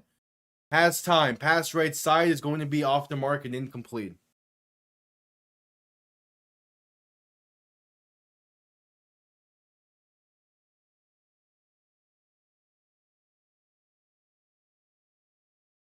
The Seahawks front is pretty solid, but it's less that the Seahawks front is really good, but more so that the Texans offensive line is kind of a mystery still. But most people are leaning that it is a pretty bad offensive line. Like, again, if Baker just had 2 better passes towards Emeka, like, that's 2 touchdowns there that he missed. And now Baker is stacked. Back at the 49, he gets tripped up. And it's a 3rd and 22 coming up?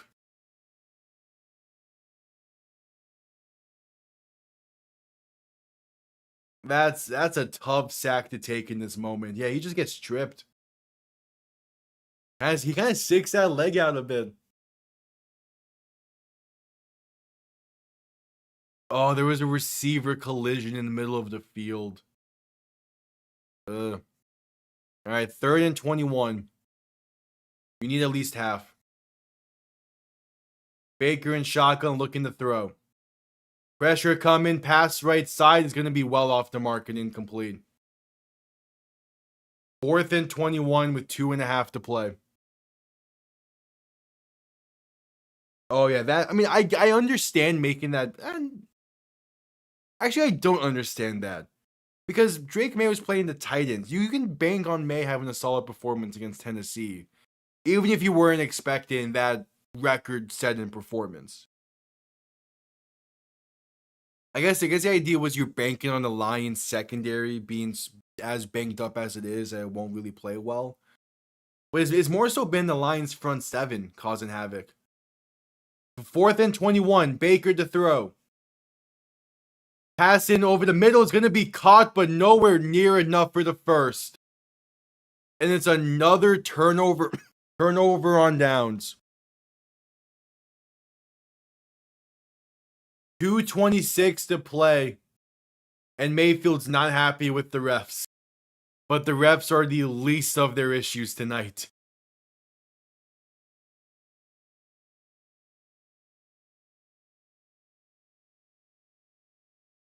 And the Lions will need a first down. Yeah. Oh yeah, the biggest thing with the Lions defense or defensive line this year is that they are healthy. The injuries have been affecting the secondary more so than the front seven. And because of that, like, you have Aiden Hutchinson being fully healthy, playing really well. You have the surrounding pieces that stepped up a bit last year, but now they're back healthy to cause some havoc. That's been the main thing with the Lions defense this year. Now the question is, when will that secondary get healthy? Handoff up the middle is going to lose about a yard. I won't be, mainly because it's a game starting at 10 o'clock. We'll be going to 1 a.m. That's just too late for me when I still have some stuff to work on for tomorrow's power rankings. So I won't be, but I will be live Thursday night for Vikings and Chargers to begin week 8. And I'll be live on Sunday at least twice for Miami and Atlanta and Packers Steelers. I need to look and see what that 4 o'clock window is looking like. I might be live 3 times on Sunday. And then I'll be live Monday night next week as well for Chiefs Commanders. As we're heading to a commercial break for the 2-minute warning.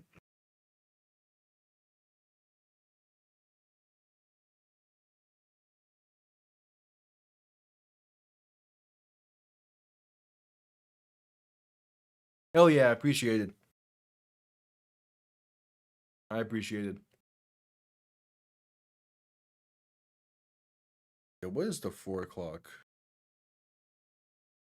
Ooh, Cowboys Broncos is a 4 o'clock game on Sunday. That is really interesting. Alright. I'm still gonna wait and see as the week progresses, but seemingly I think I'll be live with 3 games on Sunday. We'll see. Oh, I know definitively by Thursday. Still at commercial break.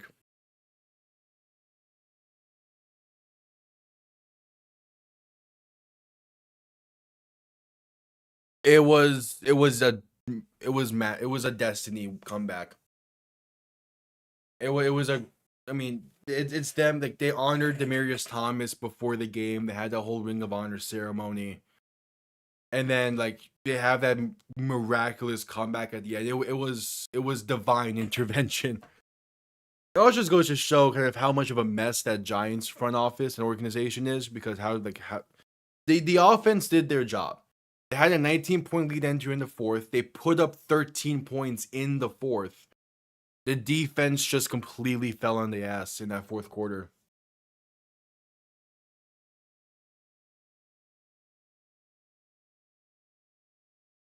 I mean, yeah, again, Dart did his job. He led the game-winning touchdown. He did his job. But I think Dart will be just fine.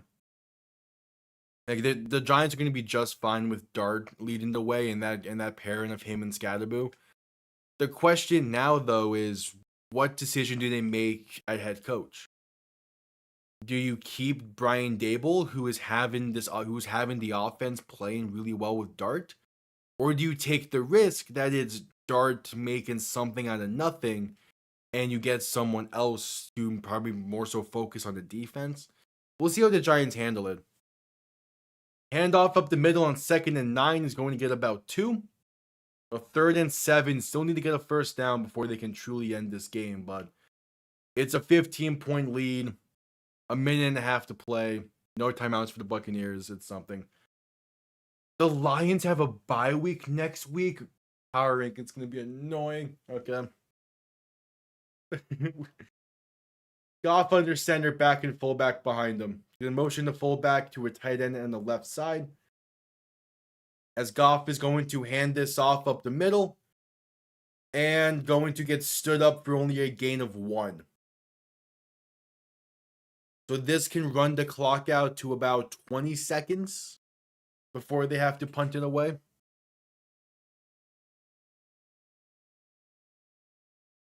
Yeah. And then you have those random seasons where they have like a great year, but they just can't build off of it. But yeah, it is those 3 teams mainly. But I think of those three, the Giants, I think the Giants have the brightest future. I do still really like what Carolina's building with Bryce Young. I'm just not sure if they I'm just not sure if they can be able to capitalize off of that. Whereas the Giants, if they act quickly enough and they act smart enough, they could capitalize what Jackson Dart is doing and make it be sustainable. But no matter what choice they make, they're taking a massive risk in the offseason at head coach.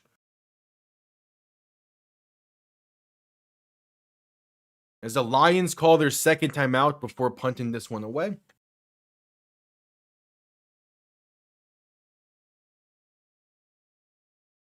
Oh yeah, the Ravens season has been over.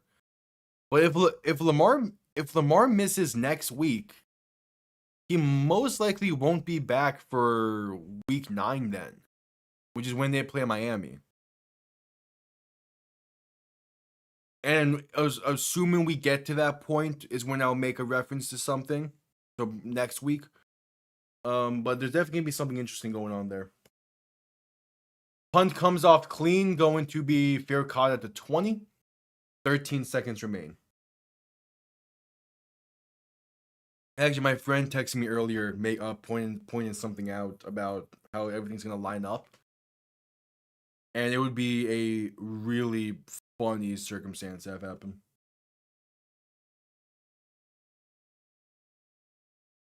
Also, with this Buccaneers loss, the Indianapolis Colts are the only team with 1 loss on the season through 7 weeks. Jahmyr Gibbs, 218 scrimmage yards tonight. Crazy. As the Buccaneers need this one out, that will do it. A very underwhelming performance from Tampa. But even though it's only 24 points, the Lions completely dominated this game. From start to finish, they were all over the place. That's a very impressive win from Detroit. Like, very impressive.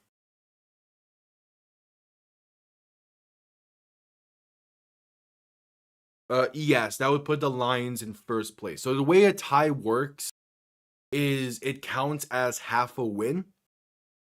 So pretty much now the Packers are at 4.5 wins, with the Lions being at 5. It's confusing, definitely, and that's why the reason why ties don't happen a lot. So I still do think the Lions are at first. No, actually, the Packers probably would be. Yeah, but that wraps. Let me just double check this that way I have a good basis for everything. Yeah, because the Packers still have a high win percentage. Yeah, the bye next week is definitely going to help Packers, assuming they can handle business on the road against the Steelers. Yeah, I mean, the Bengals need something to root for. But that'll do it for me tonight. I appreciate everyone stopping by. I'm going to let everyone go tune into the tail end of Game 7 between the Mariners and Blue Jays, or the Texans are about to begin their drive here. But thank you all for tuning in. I have power rankings going up tomorrow, predictions on Wednesday, and then I'll be live again Thursday night for Vikings and Chargers. So hope to see you all there. Appreciate everyone tuning in. See you all next time. Have yourselves a damn good one. Peace.